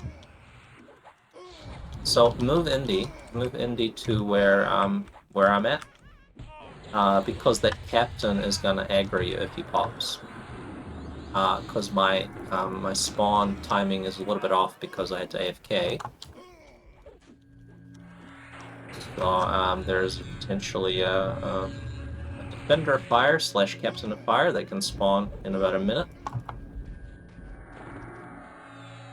So I'll try to kill these Chaplains of Fire that are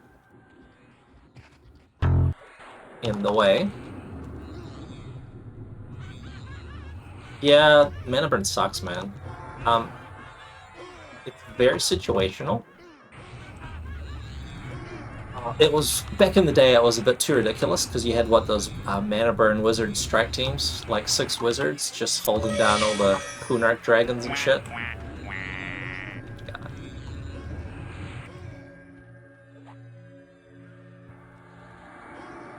So now I gotta stun this guy. Yeah. Yeah. Team Mana Burn was sick. So ridiculous, holding all the Kunark dragons hostage and shit. That was great.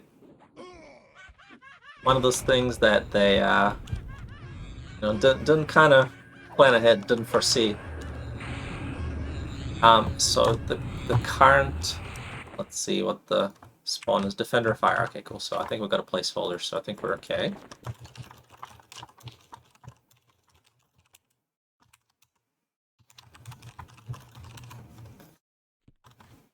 We'll just kill the other little mobs. So the current mana burn is very situational. Of course, as you know, you can only cast it once every 2-3 minutes on a mob, but it's still good for some very specific dragons. Obviously, 32,000 dragons is pretty much the only useful mob.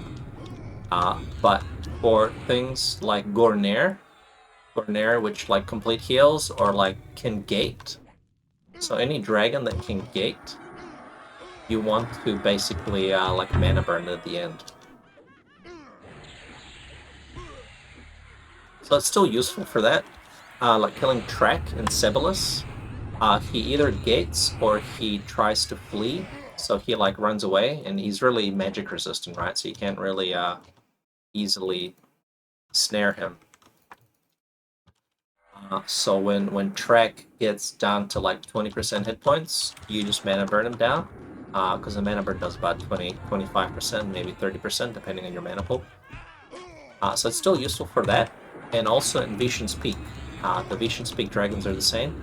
They start to run away and flee, and they can run away really quickly, and they really suck because they can regen. They have crazy regen. So the VP dragons basically regenerate 1,000 hit points a tick.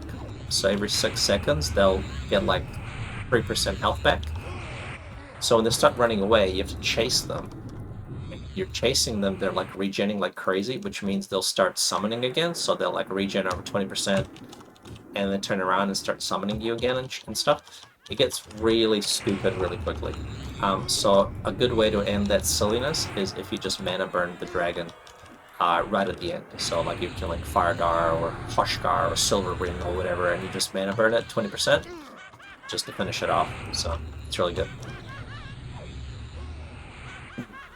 So it's still got some situational use, but it's not nearly as useful as it was back in the day when you could just, yeah, have like 5 or 6 wizards just insta-kill everything. So those good old days, unfortunately, didn't last very long, but still pretty fun.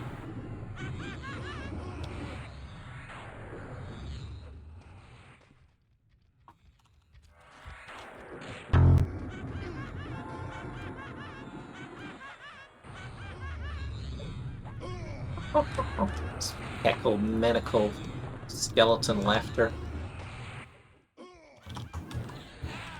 Yeah, no worries. Thanks, Les3D. If you're still here, you're welcome. If you have any more questions about the server, let me know. But there's a good wiki. If you go to the TAKP wiki, there's a bunch of pages that explain the server differences. So you can read up on what makes the server special, what are the quirks, what are the gotchas, the game mechanics that you may be expecting that don't exist here, that kind of stuff. The page is called the server differences page, and it's a good summary of differences between like other emu servers or Project 99, that kind of stuff. So you can have a quick little overview, answers your questions that you may have. It's a good way to learn more, and the way I like to put it is avoid future disappointment. Because if you get to level 50 and you're all like, oh yeah, cool, I can now do this thing, and then that doesn't exist, you're like, oh, I just spent 3 months leveling up only to learn that bards cannot melody. Or, like rangers, you may be expecting some kind of auto fire or ranged attack stuff or whatever. Come on, man. Stop it. Stop it.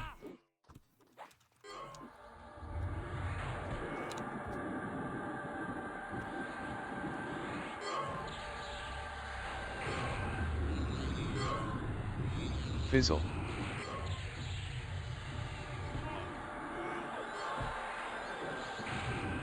Fizzle.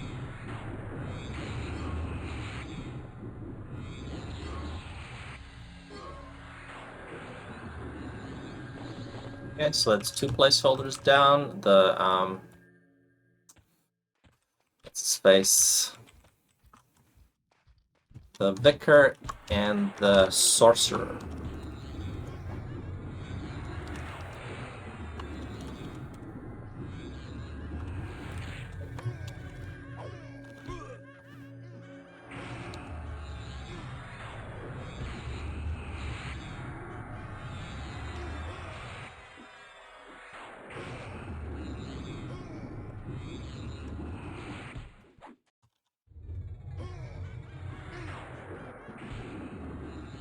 Oh yeah, cool. Yeah, I was just about to ask, how's your buffs? How's that VOQ? I got you. I got you. Fizzle.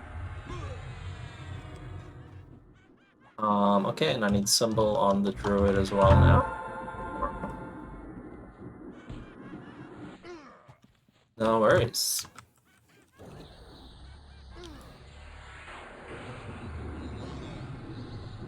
So now I can cast it on the druid.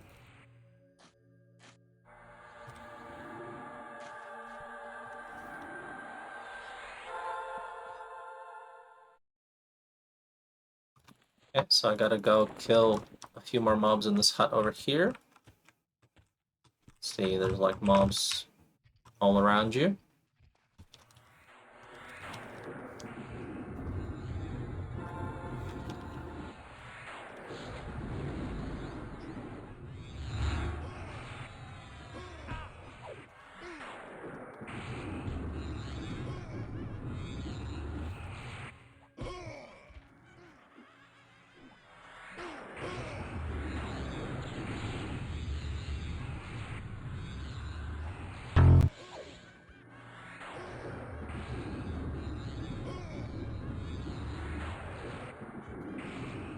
This little Ellie does not have an insta-clicky. Which, I mean, that's alright. It would be nice if he did, but... You know, sometimes you're just used to it, right? Having a little insta-clicky in your own Fizzle. guys, and then you play someone else's character and it's missing an item or two. But unfortunately, the insta-clicky that's perfect for this is not easy to get. The one I prefer is Saru ear, so the earring from Lord Inquisitor to Saru. It's the crown. Yeah, I've got the Crown of Deceit.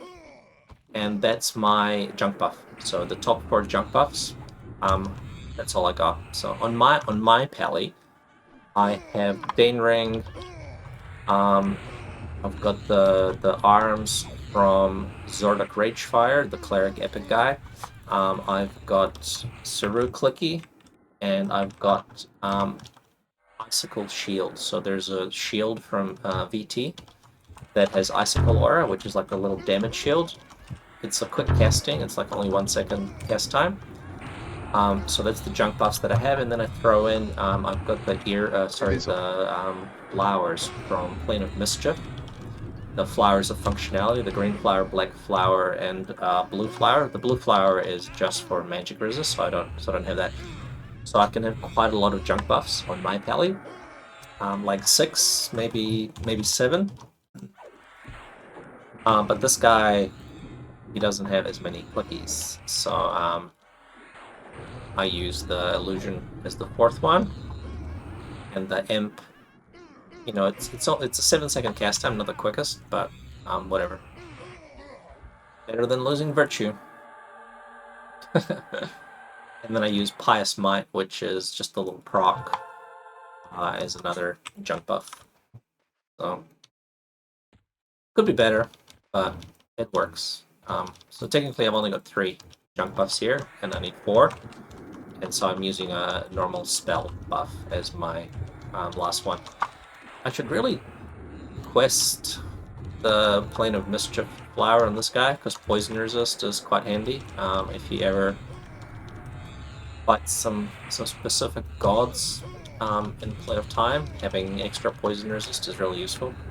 So it might be worthwhile looking into the green flower.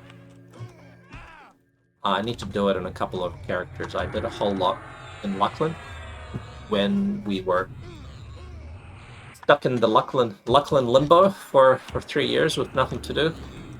I did a few POM flower quests on a whole bunch of my guys. I think I did like 14 different characters. I did the green flower and the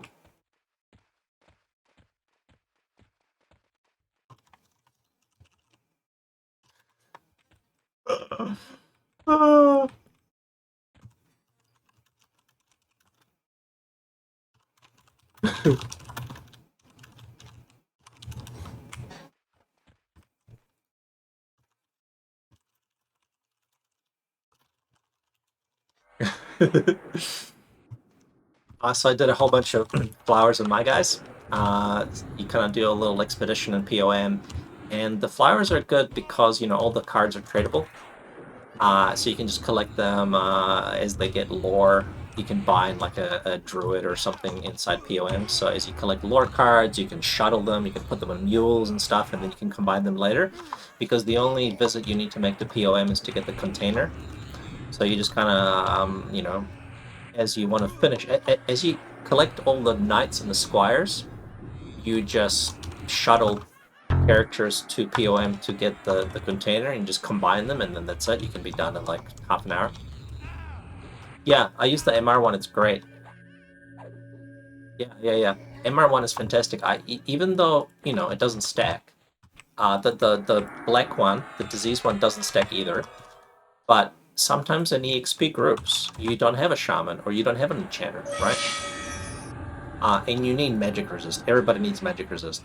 So it's kind of like a given that on all my melee guys and all my casters that will ever need any resists, I've always got the disease one, so I don't Fizzle. get shaman disease slowed, and I've always got magic resist up, so I don't get rooted, missed, charmed, slowed, that kind of stuff. So when I'm doing AAs, I always buff like do the magic resist AA, and buff MR. So I've always got like 250 or 300 MR, because getting crowd controlled by mobs is just brutal. I learned this in Velius in Siren's Grotto. When you fight those enchanter mermaids, sorry, those sirens, and you try to kill them and they like fucking mez you and charm you, nothing you can do. You just watch yourself die, basically. So I learned very early on that you need to cure Tash and you need to get magic resist up. And you learn very early that those sirens are nasty, man. And I hunted there when I was a newbie, right? When I first started playing on the server, because there was some really nice loot in Siren's Grotto. Like those drums of the beast. That was a very highly desired item for many years.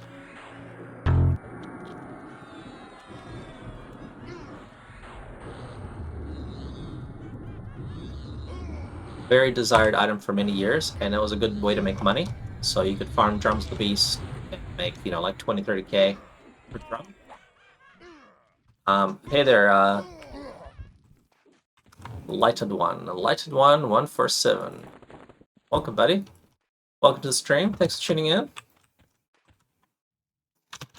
But yeah, I was new to the server and trying to make money and hunt in Siren's Grotto, and then, you just get completely wrecked by the enchanter mobs, basically. And, not having gear, not having magic resist, there's not much you could do besides just die brutally. So you learn very quickly the importance of having high magic resist. Yeah, cool. Okay, so I'll give you a little bit of rundown. So TAKP, hang on, let me get some water so I can talk. So TAKP stands for the Alcabra Project. I think in my stream I've got a link to the server's website. But what it is, it's a clone of a Mac server. So back in 2002, at the peak of EverQuest, so an EQ was at its highest when it had like 500,000 subscribers. Before WoW came out, basically, just before WoW. So 2002, 2003, they decided to expand, or rather attempt to expand their market share by going cross-platform. So they decided to make a server for the Macintosh players. So as you know, Mac and PC are incompatible. This was back before Macs could work on Intel clients. So you had Mac Power PC or whatever was the flavor of the Mac operating system at the time. So they ported the game to Mac to make it compatible, so people could play on the Mac clients. And they took a snapshot of the server from December 2002, basically in PoP, Planes of Power era. And then, they kind of had plans to expand the player base, whatever, but they just had one Mac server. And then WoW came out. And then the EQ player base kind of got cannibalized a little bit. The popularity waned, they lost subscribers, and they were competing with WoW. And they didn't really have resources to continue developing the Mac server. So, whatever server they snapshotted in December 2002 was it. They never did any more work on it. And they forgot that they even had this server, right? So they had this like Mac server running in a server room somewhere, God knows where. And they totally forgot about it for like, I don't know, like 8 years, 9 years.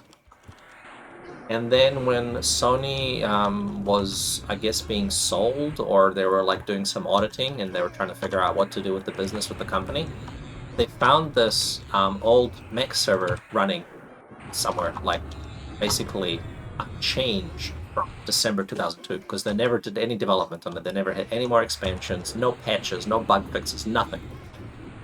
And they were like, oh, what is this fucking garbage server running with like a population of 100, 200 people? And they basically said, "Oh, we're gonna shut the server down." Right? They're like, "Oh, we got the server, and we're gonna just turn it off." And then literally, like, the entire Mac community that's been playing on this snapshot in time, perfectly frozen server for like 8 years or whatever, they just had this massive outpour community outpour to John Smedley, the president of Sony, and they said, "No, you can't shut us down. We've got a whole community. We've been loyal, paying customers, paying $20 a month for the past 7 years, with no customer support, no patches, nothing. And we've got this like wonderful, amazing community." And basically, everybody wrote in to the president of Sony and said, "No, you can't shut us down, please, please, please, please." So then the president was like, "Oh my God, I've never seen this before. Like Fizzle. the community is amazing, whatever. So not only am I going to keep the Mac server, I'm going to make it free to play. So you guys can have your server for free because, you guys are awesome. We love you. Thanks for being loyal customers and all the shit." Fizzle. Yeah, there you go. Indi was playing on the Mac server. He's just saying, "Save me! Save my server, please!" So that, that saved the server. So they decided not to sunset the server, but also that put the server on the map, right? Because nobody even fucking knew the server existed, right? It was an obscure old box that you couldn't play on PC. It was Mac only and like PowerPC only or whatever. And people had no idea the server even existed. So people pricked up and they were like, "Whoa, okay, there's this Mac server. Holy shit! How do we play there? How do we check this out?" So the entire emulator community basically started looking into it, and they started to they found a way to connect and started to play on there. And there was this one developer called Secrets who made a hacked PC client. So he figured out what patch level the server was running, like some kind of obscure 2002 patch. And he took a client from that era, patched it up, took the binaries, and then changed some parameters of like EQ game and like the EQ host file or whatever, and made it so you could connect to the Mac server from PC. So there was like basically this like hacked PC client version that could join in on this server that was stuck in time in 2002. And then the whole EQEMA development community started like packet sniffing. So they used show EQ and they started to like gather all the data because the EQ Live game it changed significantly. There was like 10 expansions and the mechanics changed and all these patches and all this like marketplace stuff. Like the game got commodified and basically significant changes happened to the game since 2002. So the EQEMA people were like, "Holy shit, this is like a time capsule. This is like all the game mechanics that we love," because it was peak EQ, peak 2002 era. And they started to just like try to reverse engineer. So the EQEMA people, because the P99 server existed, but it was an approximation, right? They didn't have data captures they could perform because the live version was very different. So basically, this was like a huge gift to the emulator community, and they started packet sniffing, trying to capture the data. And people, heard rumors about this Mac server. They heard rumors about the hacked Windows client, so you could play on there. And the player base grew, and it kind of got popular because you could play for free. You didn't have to pay a subscription, and you could play on this like perfect POP era server. And basically, the server kind of got like, I guess, a little bit tarnished because a lot more people started to play. There was no customer service on the server because they had no resources, so there was like no development, no customer service. I mean, there was like a little bit. And then you kind of started to have people that were doing like naughty things because all the old hacks worked, like all the old like MQ, show EQ kind of hacks and all the like offset exploits and all the shit. It all worked because the game was never patched, right? So like all the naughty stuff started happening. So you started to have, people like warping around and like training shit and whatever.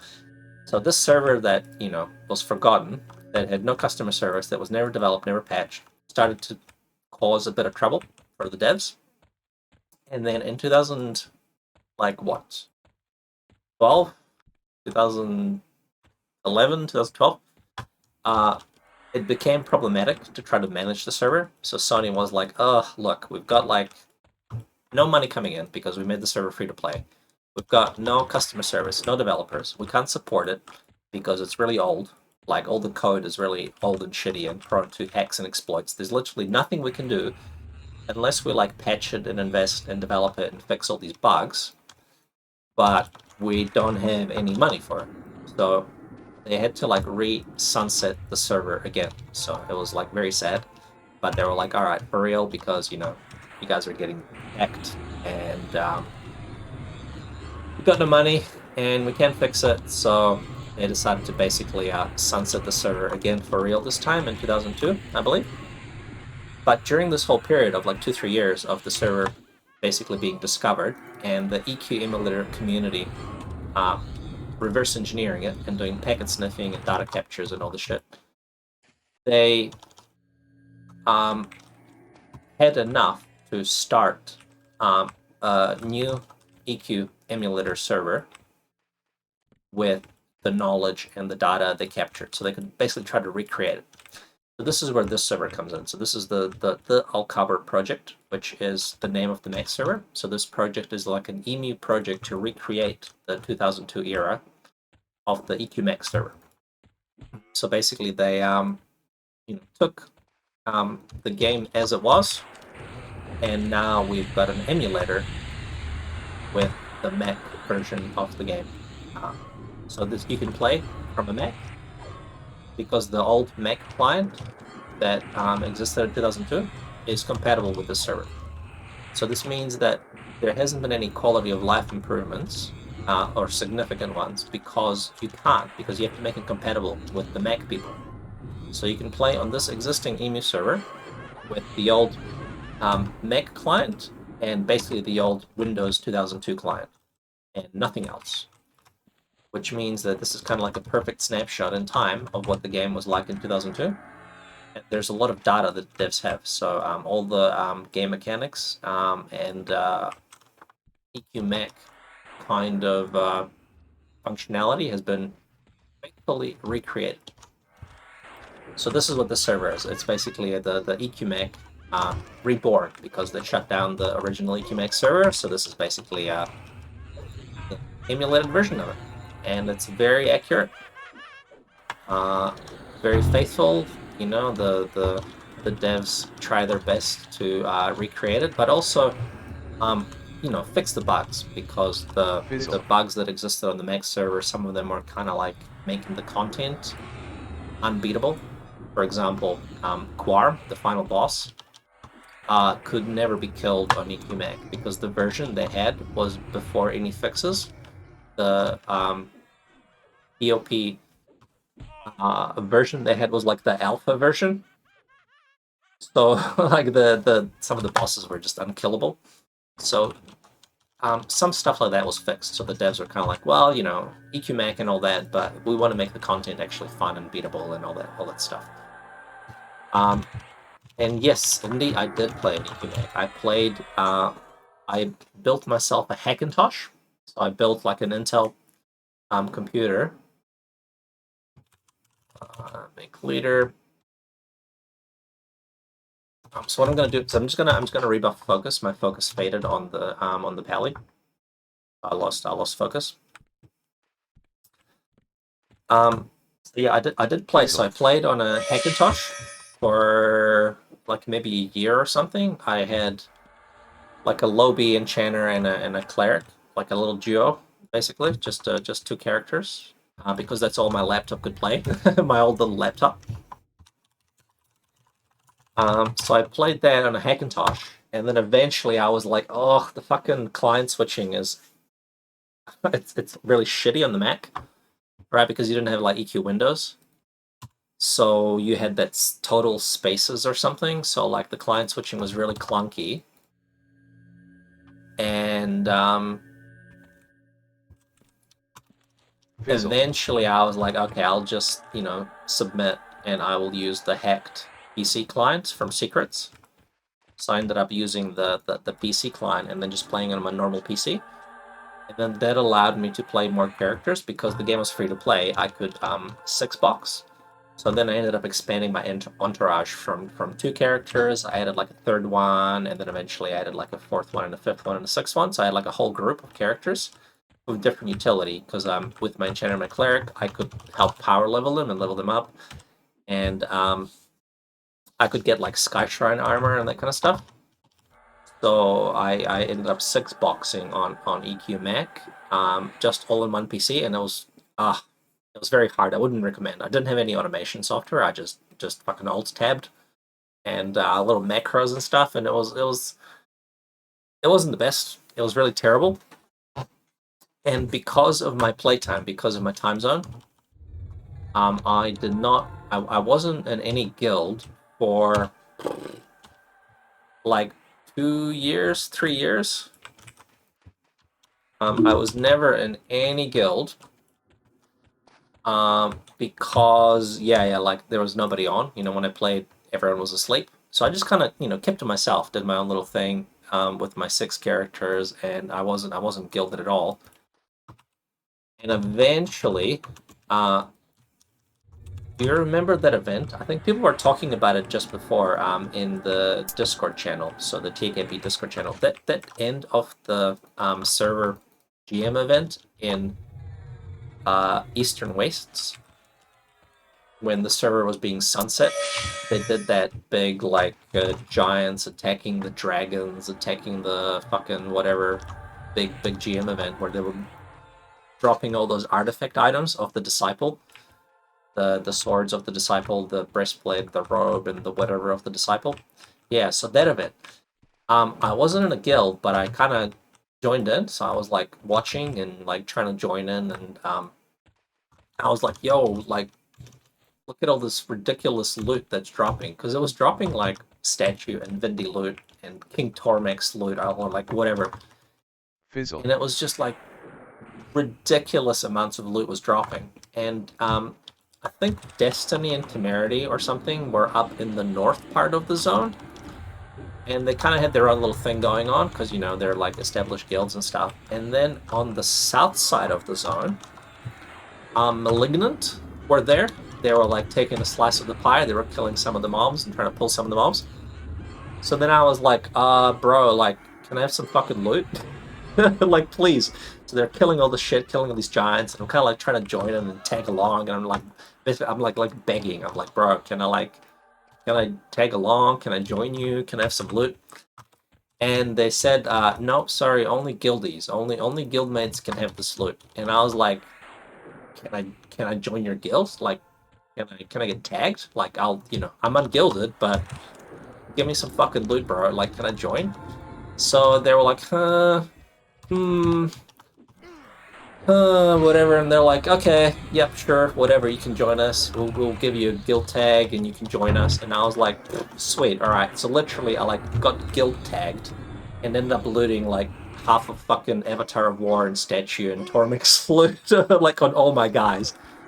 I just got like beefed up. I got like all this sweet loot. And then I was like, oh yeah, cool, I'll help you guys pull. I'll like, join in, pull the dragons and shit and get this loot. I think I ended up looting like 30 pieces of like kale gear and all these like artifact items and no drop items and all this like ridiculous stuff. Basically, got tagged in the guild, and then I was like, sweet, loot pinata. And then the server shut down. So this was like short-lived. I think so basically I was guilded for maybe like what, 2 months? 2 months until the sunset, or like 3 months or something, until they sunset the server. So then I joined Malignant, and I didn't really know anything about them. And apparently they were like a bit of troublemakers because they used automation. So they had like one guy was like 15 boxing or something. I was like, bro, I got no idea what the fuck's going on. I just want to kill some shit, get some loot. And they were killing some raid mobs, like in Sra. And it was quite a low min crew. So they played my hours. They played really, really late. So they were like the only people that were awake and online when I was playing. And they had not that many humans. So I don't know, maybe like 10 humans or something, or maybe even less. And they had, like people 10 boxing or 15 boxing or whatever, and I was like, bro, I don't know what you're doing. I don't know how you're controlling these characters. I don't care. We're killing mobs. We're in Sra. I remember there was like a high priest raid in Sra when it was like fuck all people, and it was like it was so hard. I was I was playing an enchanter and I was crowd controlling the entire high priest room. So I was like in the prison room, crowd controlling like 6 mobs or like 8 mobs or whatever the fuck you had, trying to mez them all and off tank them and shit. And I was like, this is ridiculous. And then they were like, he was playing like 10 clerics with some fucking script automation or something, trying to like keep himself alive and kill high priest and stuff. And it was just like the most insane raid I had.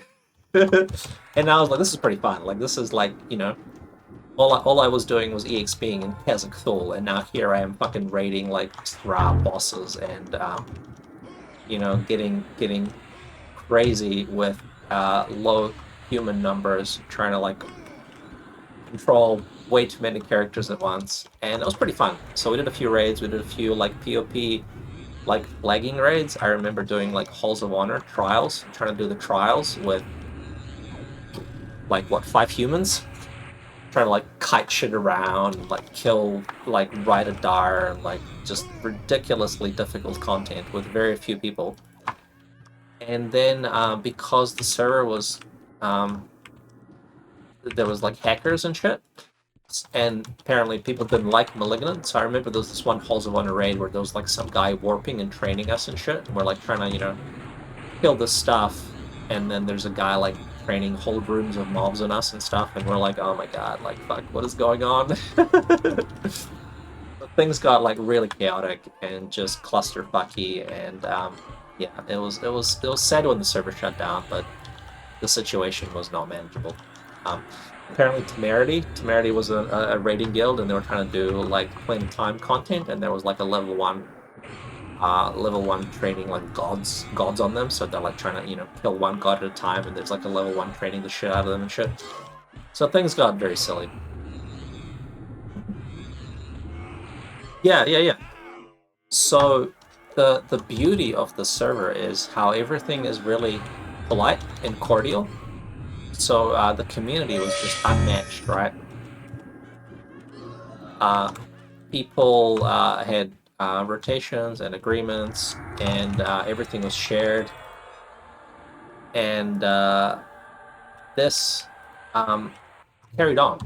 So this TAKP server, since it's basically a continuation of the Mac server, because the same people are playing here, right? So you have the same guilds, Temerity and Destiny, and you have a whole bunch of other people like from Vintage and other guilds. The whole guild rotation agreement carried on. Because people are like, look, this worked. It worked for 8 years. We had a great community and everyone got along. And yeah, the same community recreated the rotations, and now everything is shared, everything is polite, everyone gets their turn, everyone gets to enjoy the content. There's no poop socking, there's no cock blocking, there's no bat phones. You don't have to worry about fucking getting up at 4 in the morning to kill some dragon. Like, nobody wants that shit, right? We're too old for this. we did it 20 years ago, and now we have jobs and families, and we want to sleep. So the rotations ensure that you don't have to worry about racing and poop socking and training each other and kill stealing and all the shit. So the community on the server is, yeah, the best. Everyone gets along. There's very little drama. And the kind of drama that exists is nothing. Like, if you compare it to any other server, the drama that exists here is nothing. It's like, oh, somebody slightly misunderstood something, and now, we have to wait like a day for a respawn. It's like, oh my gosh. It's like non-existent. So the server is really good. Everyone's polite. And, the only drama that you have is people arguing about, some game mechanic, right? Like some patch or something that's, slightly overpowered, or like something that exists on the Mac server, but the devs don't want to recreate it or whatever, and everyone's like, oh my god, you know, the devs hate us, the archery is broke, or like, the spells shouldn't be like this, blah blah blah. And that's like the height of the drama, basically, is, you know, people disagreeing on like some semantics or like some slight difference in game mechanics that some people want because it's fun and some people don't want because it makes the game too easy. So the devs have done a really good job of balancing content, and the players have done a really good job of having content sharing. So the rotations and the everything being scheduled, and everyone getting a fair shot at the content and the mobs. It's just amazing, right? So you just have to wait your turn, and you'll get to kill all the things you want to kill. You'll get your pixels, right? So everybody gets to enjoy content all the way, even though it's Planes of Power now.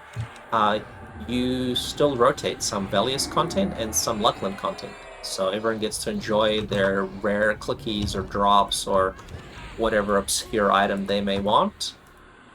You just have to wait your turn, right? So I think there's 6 guilds or 5 guilds on the rotation, and it's a 2.5-month wait. So you do stuff for 2 weeks, and then you wait like 5 rotations or something, and then it comes back to you. So it's pretty good. It's nice and polite. Yeah, I haven't heard of Dark Conquest. Were they around at the start or anything like that? Because I know on the TAKP wiki page, I've seen them mentioned. If you look at the guild tier listings or like the guild listings on the wiki, Dark Conquest sounds familiar, like it might be one of the guilds or something that was created, but maybe it never went anywhere. So yeah, there's a few little things like that, like Vintage. I don't think they reformed. Another one was Austerity, which existed here for a few years, but eventually it disbanded because people left and stuff. And there was a few guilds that existed in Classic, but some of them were troublemakers, and the devs basically said, you guys can either behave or you can go away and make your own server. And some of them splintered off and made Project 2002, which was another kind of like EQMac clone. But they didn't have the resources. They didn't have the devs, the same dev team. So the quality of the server is not nearly as good because they eventually learned how to code and fix a few things, but mainly it was just database imports. So that it is they just added content, but all the game mechanics were like a little bit screwy and weren't very good. But yeah, that was like the biggest drama, was when people argued over some stuff, and then they were like, "Screw you guys, we're gonna make our own server." And then another clone was made, but I think both servers persevered, right? Both servers stuck around. They have a different player base and different mechanics, and I think maybe Project 2002 may have carried on past POP. I think they may have like Gates of Discord or something. I think they continued the expansions and content. So, if you prefer that, you can give it a try. Fizzle. But I think the server has better accuracy, so it's more mechanically and functionally correct to the EQMac era.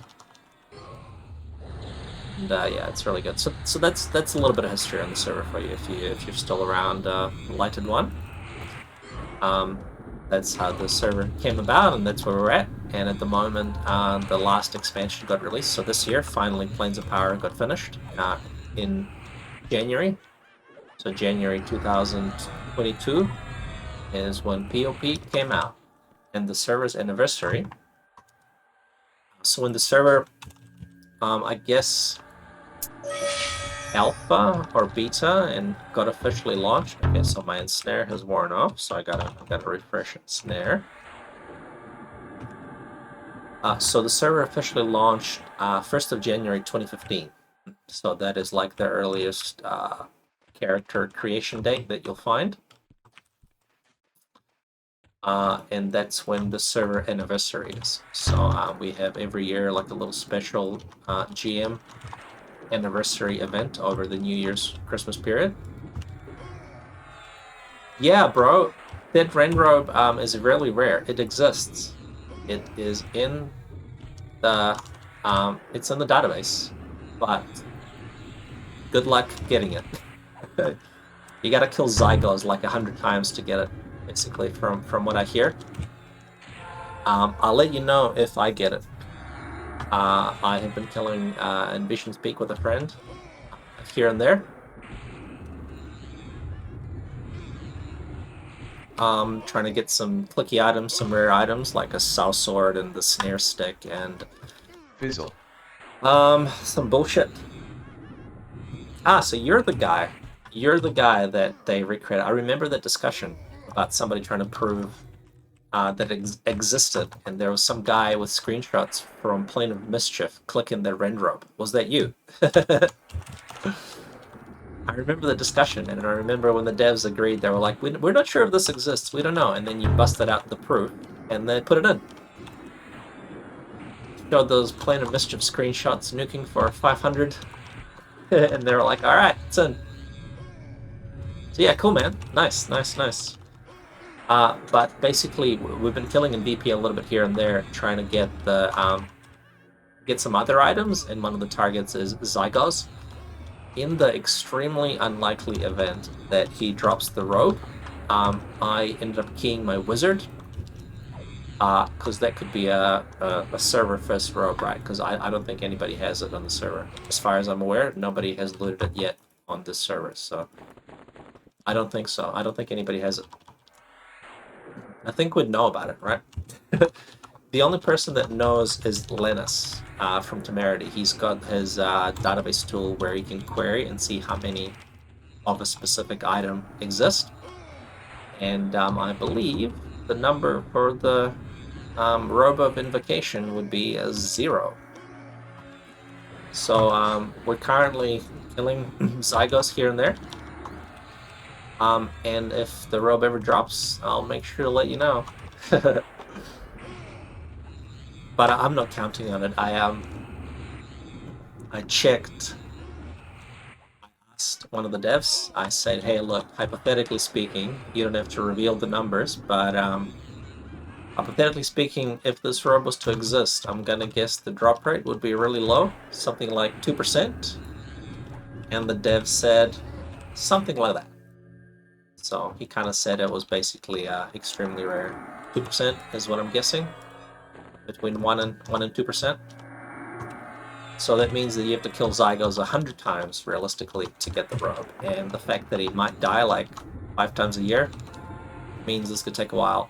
Yeah, VP, there's nobody in VP, bro. The dragons stay up for weeks and weeks and weeks and weeks. And we ended up going back in there because we had a cleric that we flagged for Plane of Time that needed better resists. This cleric is from a character that is kind of missing in action, so they don't play anymore. So they won't get any upgrades from raids.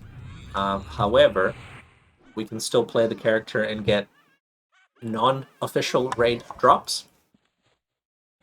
One of those drops that significantly boosts the required resists is the Faradar robe, of course. And the Faradar headpiece. So the PD robe and the Crown of Ryle, they've got really good resists. So the PD robe is 15 to all resists, and the Crown of Ryle is 25 to poison and 25 to magic, which is actually the exact resists that you need for some of the Plane of Time gods. So we ended up keying the cleric for VP and started farming a Faradar just to get the drops and to boost the resists. In addition to that, there was one guildie that really wanted to loot some items from Drush and from Zygos on a warrior. So basically we were like, okay, let's give it a try to see if we can include those dragons in the killing. So not just kill Faradar, but also kill, you know, maybe like Zygos and Drushk and stuff. And I've got a rogue, so I have a keyed rogue that can open the doors. As you may know, some of the doors are locked. So we were like, okay, let's see, you know, what we can do in BP, basically. So we kind of started scurrying around in there a little bit to see what else we can farm besides just Faradar. And also the Silverwing dragon drops a really good loot. So the second best loot in the game. The best loot in the game drops from Plane of Water. But unfortunately, it's incredibly rare. I think there's like 2 on the server or 1 on the server. So we've been killing in Plane of Water, and we haven't had the stupid loot drop. So as a consolation prize, as the second best loot. Dude, come on. So as a second best loot, the Silverwing loot is still really relevant. So we're trying to get some bards in the guild to finish their keys. We've got like maybe 1 bard that finished their key that still needs it. So along with killing Faradar for the resist items, killing Zygos and Drush, we're also killing Silverwing to try to get the bard loot. So still gets visited here and there. It's a bit of a fun expedition, but it's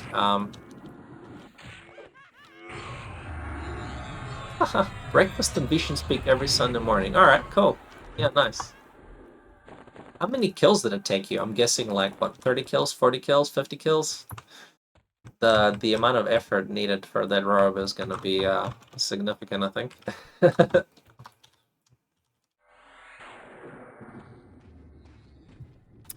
Yeah, no permapassy here. You have to use like snare parking tricks to deal with the respawns and the mobs and stuff. So there's no permapassy, and there's a few tricks you have to utilize to split the mobs. I'm not going to reveal too much, but it's basically it's pretty fucked. There's some dying involved, there's some rogue bullshit involved, there's some bard stuff, there's some pathing things, there's some splitting things and whatever. It's actually quite tricky to pull the mobs. It's doable, but it's definitely not trivial. So it kind of depends on how many people we can get and how in the mood people are to deal with the shenanigans. It's pretty fun. But yeah, definitely not easy, definitely not trivial. And it's kind of ridiculous to think that this zone was Kunark.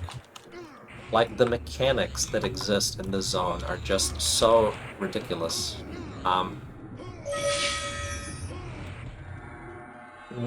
Like, so ridiculous to think that guilds were doing this in era, in Kunark, without all the abilities you have now. Some of those worms, like, they will AE fear you. They will dispel you. They will be magic immune. They will split into... you kill one and then you get like 2 more worms that pop up. And each one of those worms can be a fearing one, a dispelling one, a magic immune one. There's one that hits for 1500. And it's just like ridiculous. And like, it's difficult now. You know, you need like a good group or maybe like a couple of groups. Doing this in era, you need like a raid of 20-30 people. And even then, you know, a little bit of bad luck would just completely annihilate everybody. And then, as you know, you can't gate out of the zone. You can't get out. You can only res out. So if you wanted to raid in there, you would have to make a corpse beforehand. So you were like in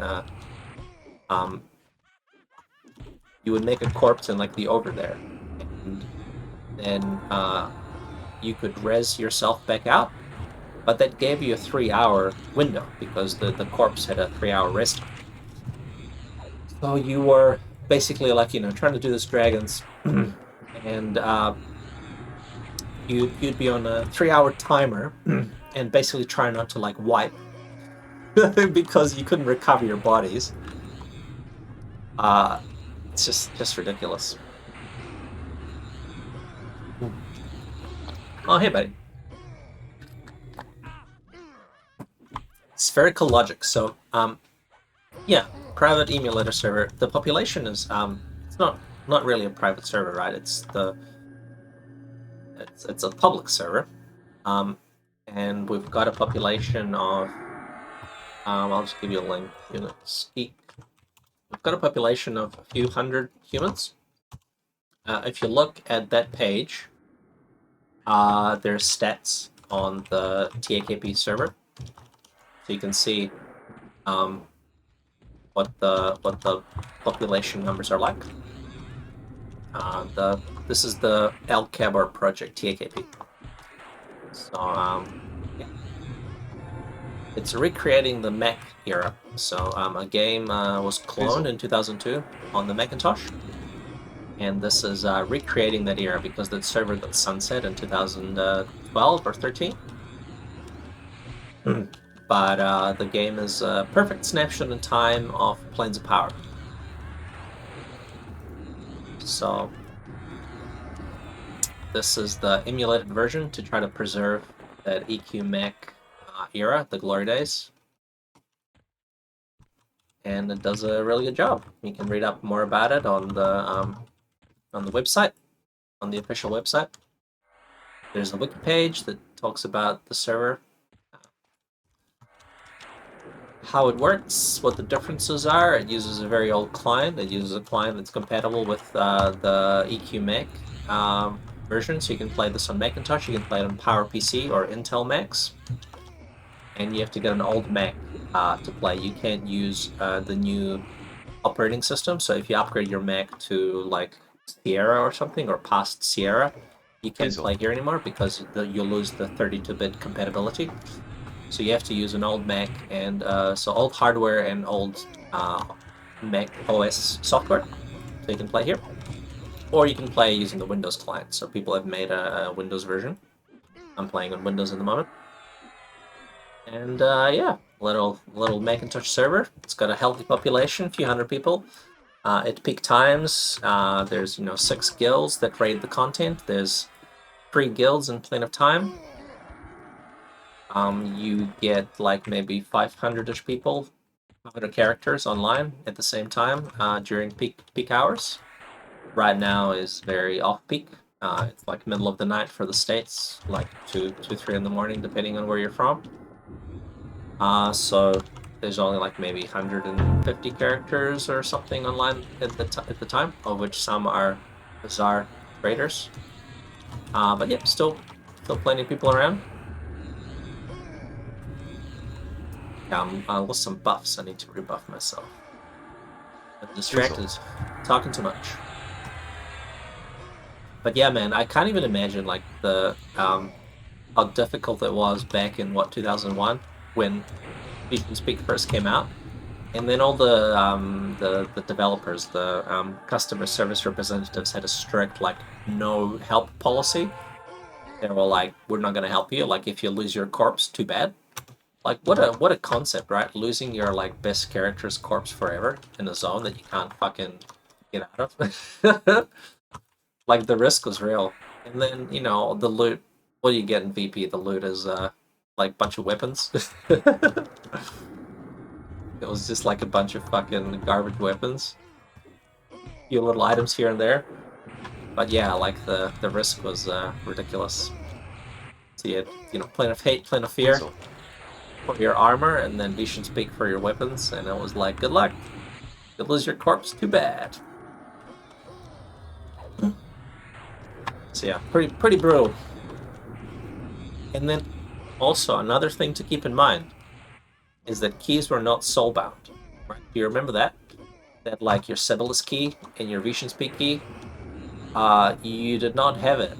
It wasn't soulbound. You had to have it in your corpse. So people had to have 2 VP keys, and they had to keep 1 key on the corpse outside while you raided with 1 key. Like, fucking so absurd.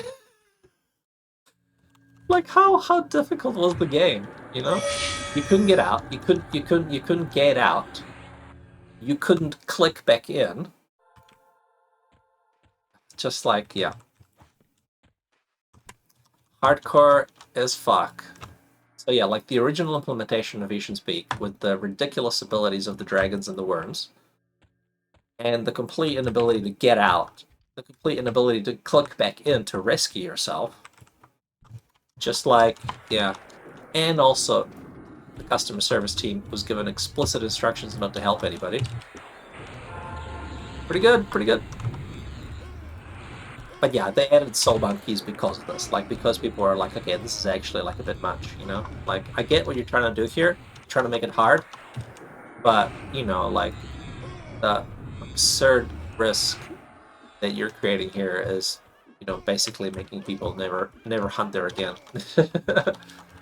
People are like, yeah, it's fine, I'll just never go to VP. I'll just stick with Velius, and, yeah. So I don't have to worry about it. So, from content,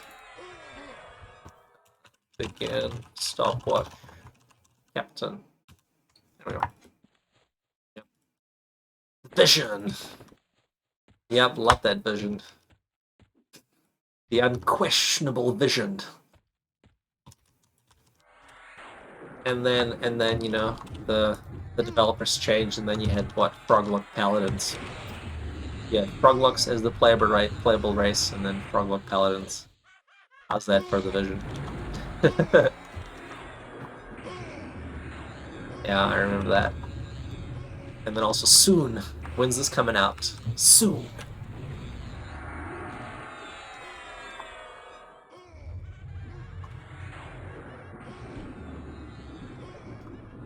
Yeah, the vision got interrupted by budgets Fizzle. and World of Warcraft. When they started rushing content out like Lachlan. I remember that was a bit of a mess. You know, it seemed very unfinished. They had all these great ideas about, you know, different factions, and you had the vampires, and you had Kata and Saru, and you had Evans, and all sorts of crap. You had the whole Akeban language, you had the little Umbral Toiler dudes, you had all this shit that was gonna... Oh, you had the Gremlings. The Gremling was a whole new thing. And then, yeah, basically they were like, yeah, we don't have any budget. And we just lost like half the dev team, so Fizzle. ship it. Yeah. Yeah, so P99 has that whole dial-up port, right? That's like the whole money, is if you don't feel like playing or raiding or grouping, you can just hop in your druid and just port people around, make money. It's a pretty cool service. Alright, just do a little heal, and then we're gonna go and see. Soldier of Fire. Oh, okay, actually it's not spawned yet. My little Diviner Fire placeholder has not respawned yet, so I'll keep waiting. Fizzle.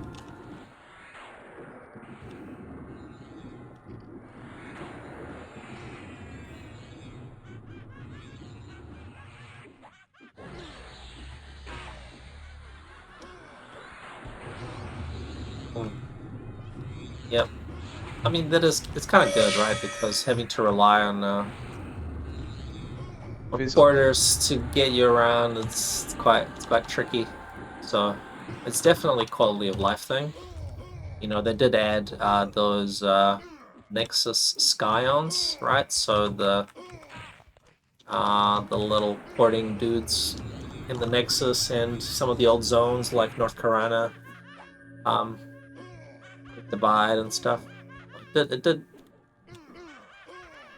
make people a little bit more independent. But yeah, eventually they were like, yeah, let's just fucking do the thing with the starting newbie cities and click around. Click the stone.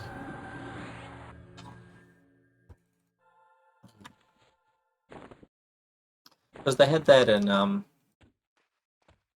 since Classic here, so that was like an agreed thing because they weren't sure about the server population.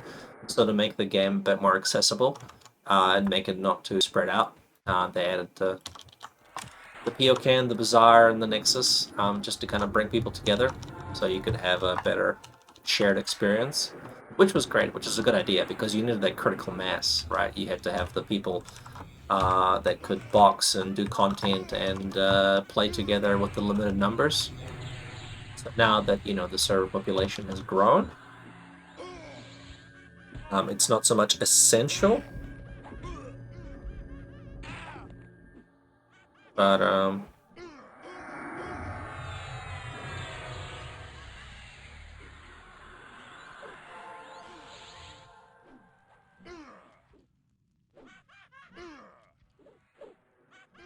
messages. Let me just read the shit. Oh, cool, nice.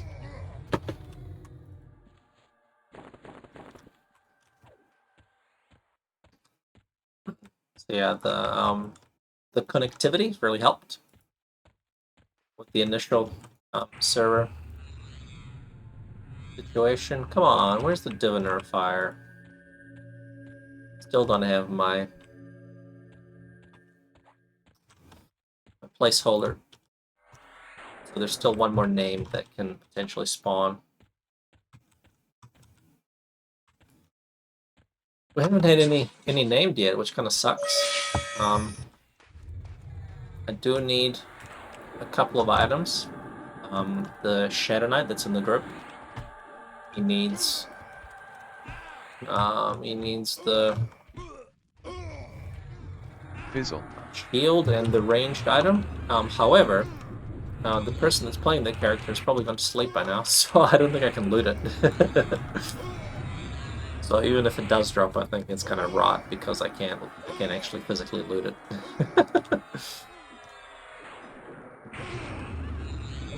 We'll see. We'll just sort it out next time. We'll just take the EXP.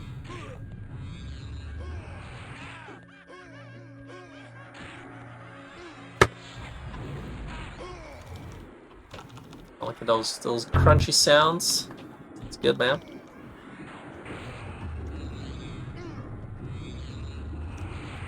Pet health. Speed of Alan. Alright, we're good on the buffs. Yeah, EXP is good here, man. I like it. It takes a bit of effort to get flagged for playing a fire. You know, it's not trivial. Fizzle. Ah! Ah! Oh. Silly pet. Trying to, like, mez it. Let's see. Does the thing... Chapel in the fire, Diviner Fire. Okay, it looks like it's spawned, so I can go and try to pull it.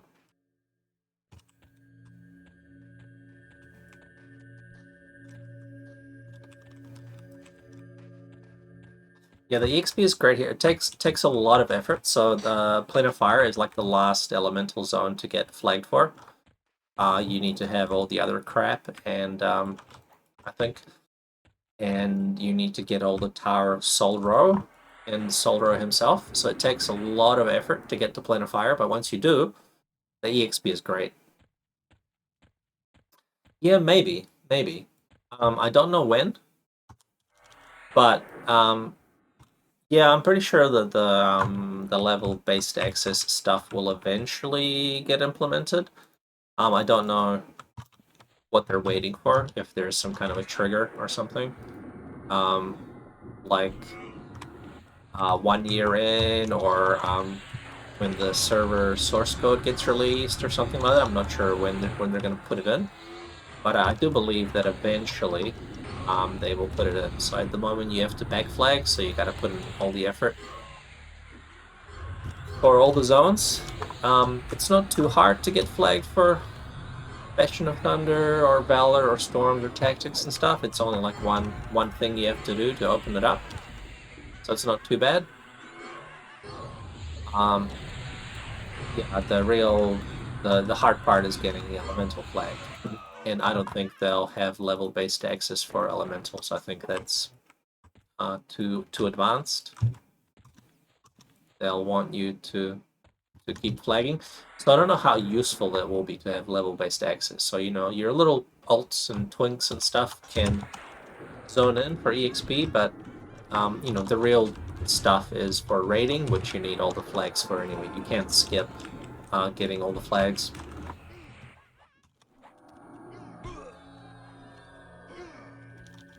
But having, yeah, that's right. All you had, did you have Tower of Solro access at all?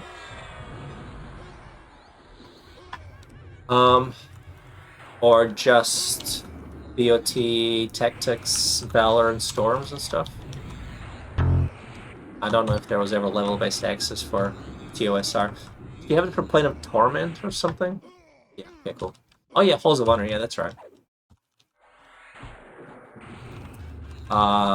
In Crypt of Decay, maybe? COD? That'd probably be one of the tier 1.5 or whatever locations. I don't think I ever zoned into Plane of Torment on EQMac, so I'm pretty sure that wasn't it.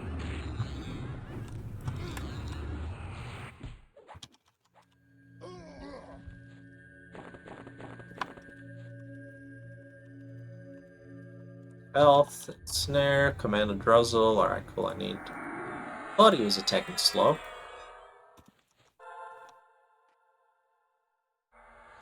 Yeah, I mean, Torment sucks, right? There's nothing there to do anyway besides raid Saren. You're not missing anything. The EXP sucks, the drops suck, the zone is like too spread out, you can't even like camp a spot. Mobs hit really hard when you get into like the Saren layer. You need a key to get in, and then when you get in there, the mobs hit like really fucking hard. So yeah, it kind of sucks. I mean, I guess that's the point, right? Fizzle. Plane of Torment. You know, you're suffering. The torment is real.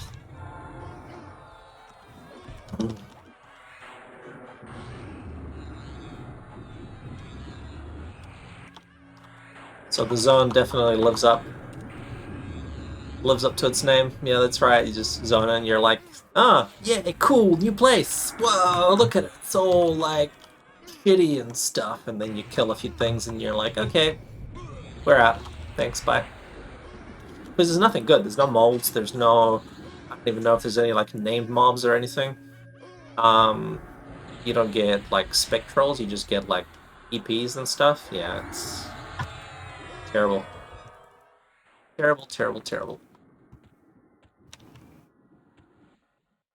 So yeah, it's literally just to like zone and kill there, and that's it. You just get your flag and you get out. You get your BDSM fix and you get out. I need Browse.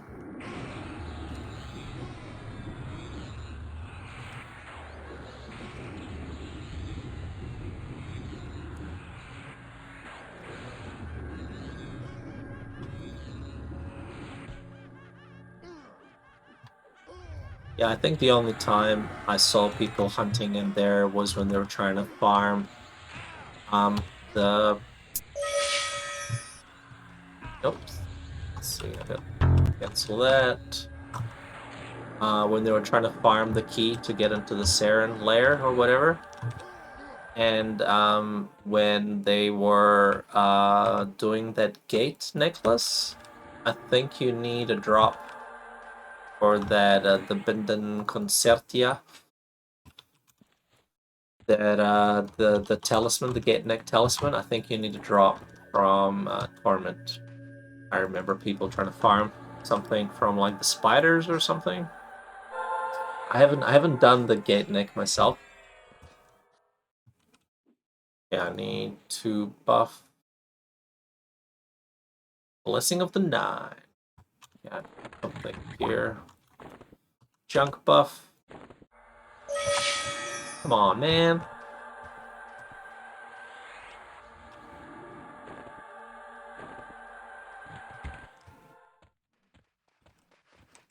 So yeah, so I may need to do the gate neck actually on my... maybe my bard or something.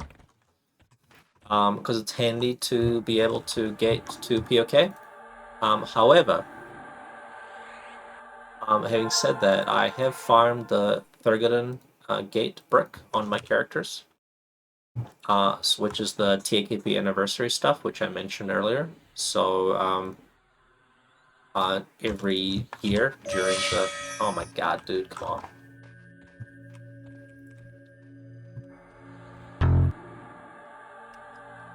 So every year during Christmas, you can do those anniversary quests.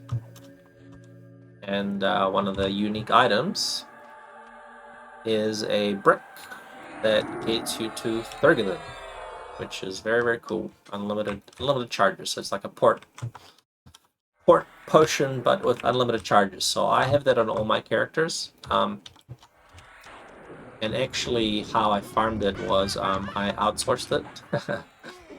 So typically during Christmas, I'm away, like traveling and away on holiday somewhere, away from a computer. But yeah, I really wanted those items, so I paid a guildie to farm them for me. I said, if you get a brick, I'll give you lots of money.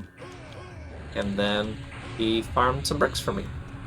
So that was a good exchange. I gave him plat, and he gave me the bricks. So I've got, I think on all my melees I've got a brick. I've got one on my paladin, warrior, rogue, bard, and monk. Yeah, that's right. Christmas bonus. He worked hard. He put in the work, and I think he got insanely lucky.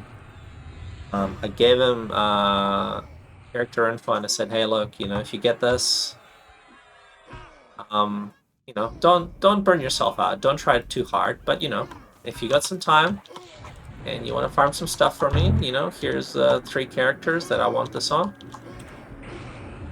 And then I think he messaged me like 3 days later, going, "Yep, all done." And I was like, "What do you mean? What do you mean all done?" He's like, "Yep, got the brick." And I was like, "What? Like 1 brick?" And he goes, "Nope, 3 bricks on all your guys." And I'm like, "Oh, wow. Well, guess I owe you a fucking lot of money." So, I stuck to my word. I paid him, and I got my bricks. So, I'm all good for that. However, I got another bard that I play on my friend's account. Fizzle. And I think the gate neck would be really good. Because bards have a unique mechanic on this server.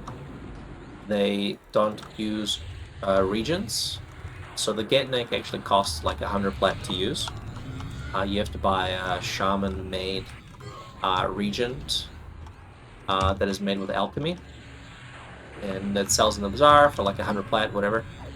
But bards have a unique mechanic because on EQMac apparently the clicks never used the regent. So you could click the gate necklace for free. It didn't cost you anything if you're a bard. So they're really, really good about bards to have as a bard, because as an added bonus, as you may know, bards can sing while moving. So bards don't have to stand still to cast their spells and their songs. And this also holds true for clickies. So if you have any clicky as a bard, like for example your singing steel armor, your clickies from your singing steel armor, you can click this while moving. So if you have a singing steel breastplate and a bard, you can click it while moving to heal yourself. So if you're running away from shit and you need to heal yourself, like if you're fighting a whole bunch of mobs and you like get low on health, you just run away at bard speed and click your singing steel breastplate and heal yourself. Which also means that the gate clickies, so like a gate potion or the necklace, the quest necklace, or like the Thurgoden brick, you can cast it while running on a bard. So you can basically run away from monsters and click your necklace and gate out. So not only do you not use a regent as a bard, you can click it while moving. So it's extra good for bards. So if I was going to do the quest again, or rather for the first time for a character, I do it for my friend's bard because I've got a third brick already. I don't need it myself for my characters, but yeah, I do it on a bard because it's really worthwhile. They're not easy to get. It requires elemental. The final one requires elemental drops. So the second to last necklace has a gate clicky, but it's got 5 charges, so you can only click it 5 times. Whereas the last neck piece has unlimited charges. They all use a region, so they all cost 100 blat to click, but you want to get the unlimited charges one. And that actually requires raid drops, so it's not trivial to get. You need like an essence from each EP, so you need like a water drop, earth drop, a fire drop, and an airdrop. So the fire drop is probably the most common because people hunt and fire the most. The water drop and the earth drop are about the same. They drop from methods, so they drop from like they're all kind of like method drops. So like the fire methods here drop it, and the earth and the earth and water are about the same. People hunt there pretty regularly, you know, like people EXP.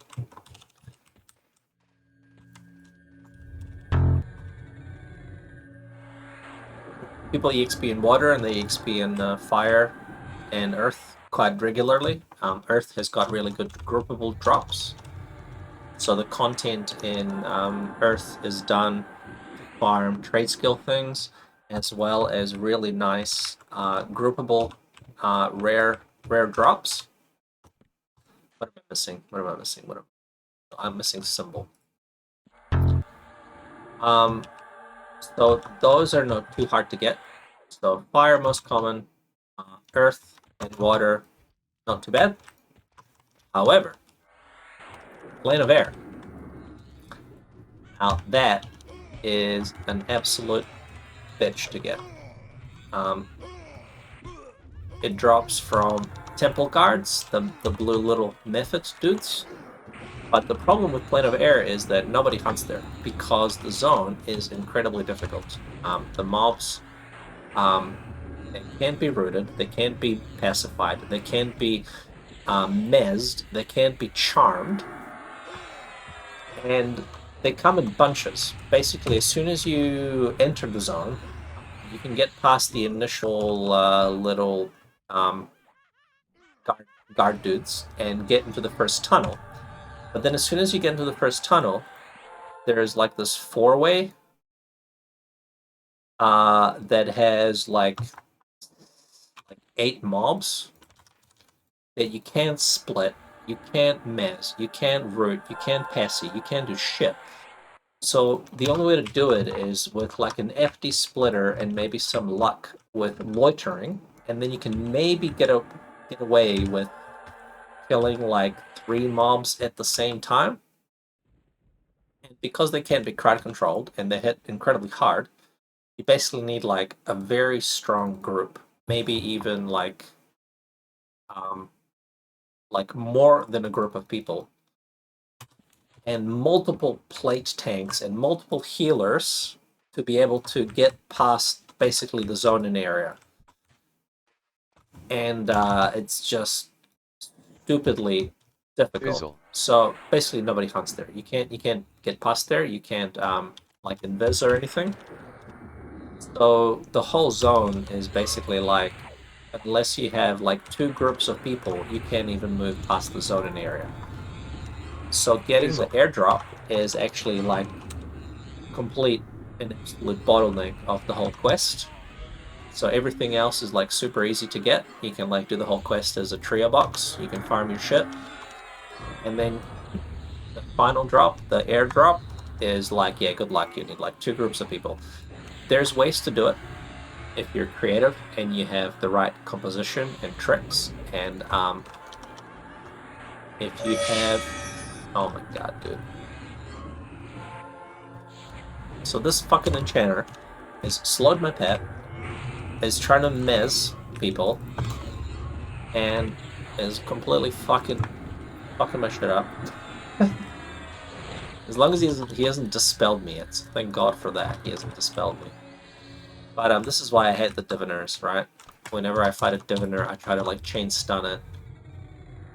Let's see if my pet is still slow at pet health. Okay, I've cured it. This is why I try to kill the diviners ASAP. I try to like nuke them and just burn them down because yeah, they will enchanters, you know? They'll mez you, dispel you, fucking charm you. Ridiculous. Like, you know, if they charm my pet, then like things get interesting because you can easily get it back. Because he can't, like, he charms your charm and you can't recharm his charm. So you have to like mez it and then dispel it and then try to like dispel his charm so you can recharm it. And of course you got no DPS, right? So you can just like kill the enchanter mob because you got no DPS to kill it. So when your pet gets charmed, what you have to do is you have to like mez the enchanter mob and then like dispel your pet and try to get your pet back and then try to finish it again without hopefully getting your pet charmed again. So things get a bit clusterfucky very quickly with the diviners, you know, like inconspicuous little mob. And you're like, dum-da-dum, just gonna kill it like everything else, dum-da-dum. And then he just like completely messes up your whole group.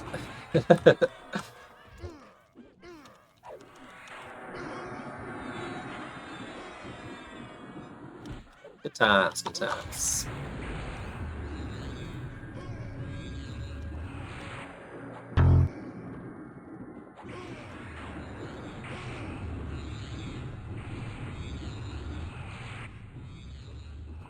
Do I have buffs? I got blessing symbol, shielding. Wonder if my virtue is gonna work sometime. It's a pretty long-lasting buff, so that's good. Lasts like 4 hours or something, but I have been streaming for 3.5 hours, so virtue could be potentially wearing off soon. We shall see. I've got a cleric here, so it should be alright.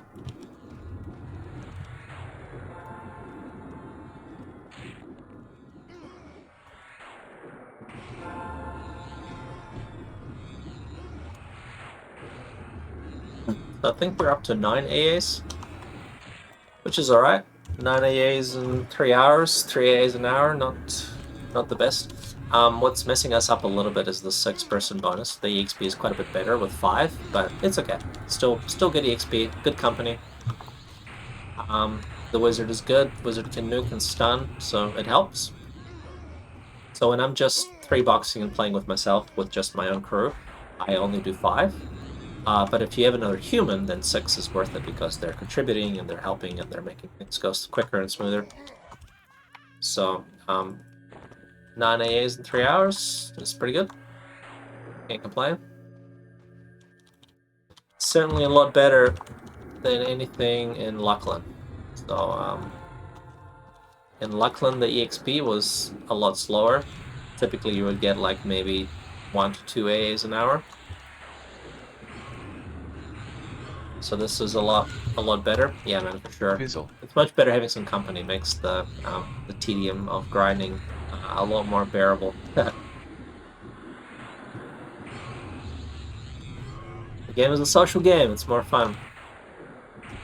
And yeah, sometimes I'd group with my guildie. So Wellix, the guy who was here before with his bard. You know, if I wasn't trying to leech on my dudes, he would have joined in. Would have killed some stuff together, but I think one of his characters that he wants EXP on is his ranger, and unfortunately his ranger is not flagged for fire yet. He's only got like BOT level excess, and BOT is okay, but it's a lot slower than this.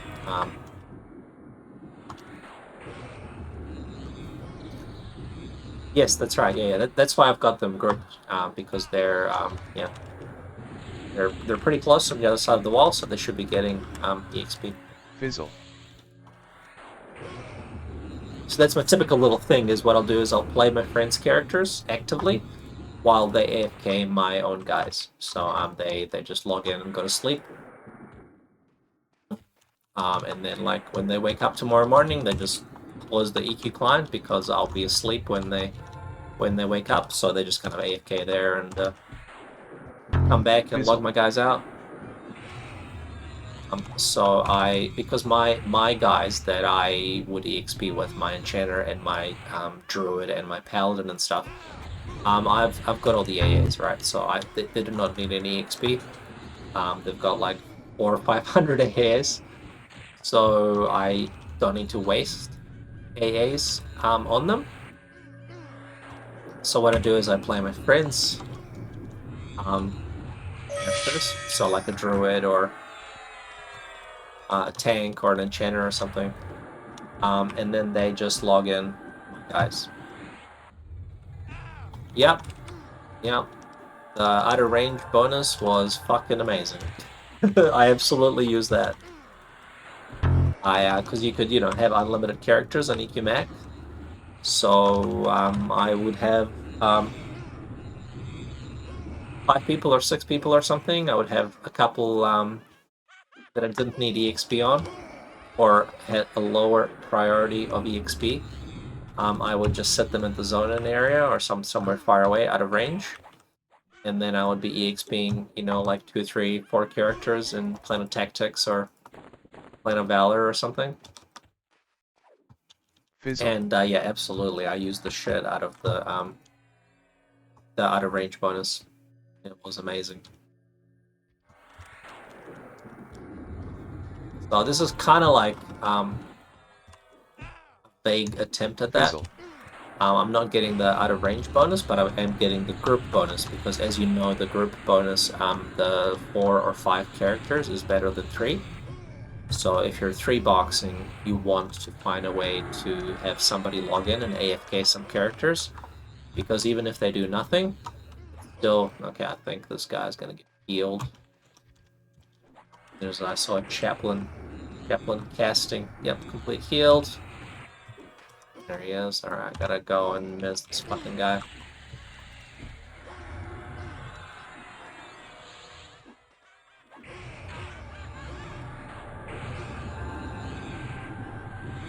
So if you have any way of inviting a 4th or a 5th to your group, even if they're fully AFK, it's still better to do that, which is why I always try to get a guildie to log in a couple of characters. So they go to bed, and I'm like, just log in these guys. I'll play your guy. I'll trade you some EXP, and there we go.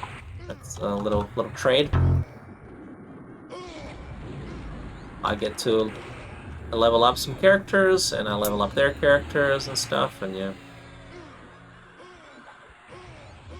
yeah. No, that's silly. Like if you have a, oh no, my friend went linked it. See where is that?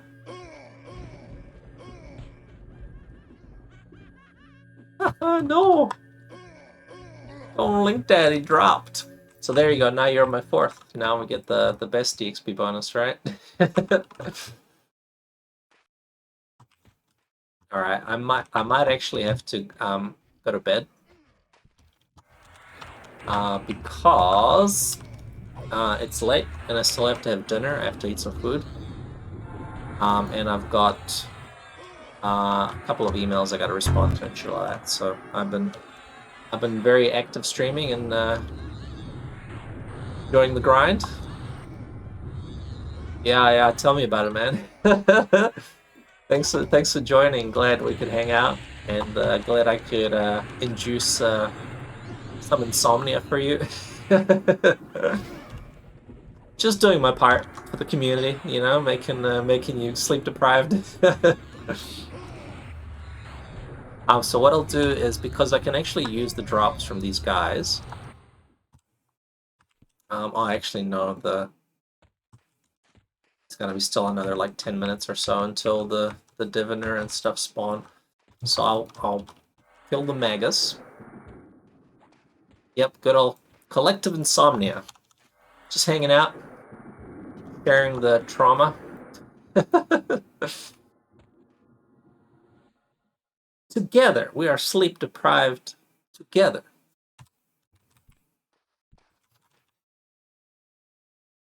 But it's been good hanging, and yeah, I'm glad you're the little wizard responsible for implementing that robe of invocation from good old Zygos. It's some good EQMac history right there. So I will let you know if I ever see a drop. I'm not gonna hold my breath, but maybe if I kill Zygos another like 20 times, who knows? Maybe we get lucky. So part of the reason why people want to kill in VP is the Fizzle. anniversary quests. So as I mentioned before,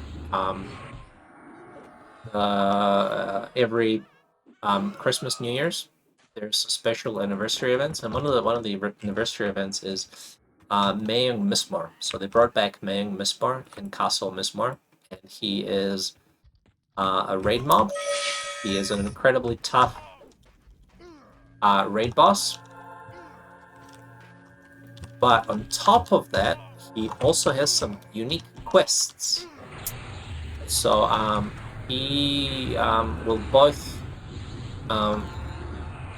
let you kill him and get fat loots, and he will also give you some quests, which is very cool. And the quests require some obscure turn-in items. We do not know all the rewards and all the quest items. Because this is an EQ Live content, this is custom EQMac, sorry, TAKP content. But we do know that he will accept Claw, Faradar. He will accept the Eye from Zygos. He'll accept the robe from Tesserina in Tower of Frozen Shadow, and he will accept an item from Ithosar, which is another dragon, a custom TAKP anniversary dragon that spawns in the Dreadlands. So he will give you some cool rewards. Yeah, the Intcaster item, I'm not sure what it is. There might be... Can't remember what the guildies discovered. I know there's a leather and there's there's like a priest shield or something Fizzle. you get, and there's also a chain, like a chain breastplate or something. Oh my god, dude! I'm just gonna use my A.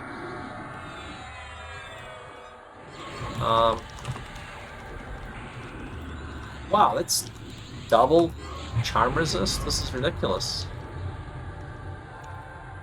This is ridiculous.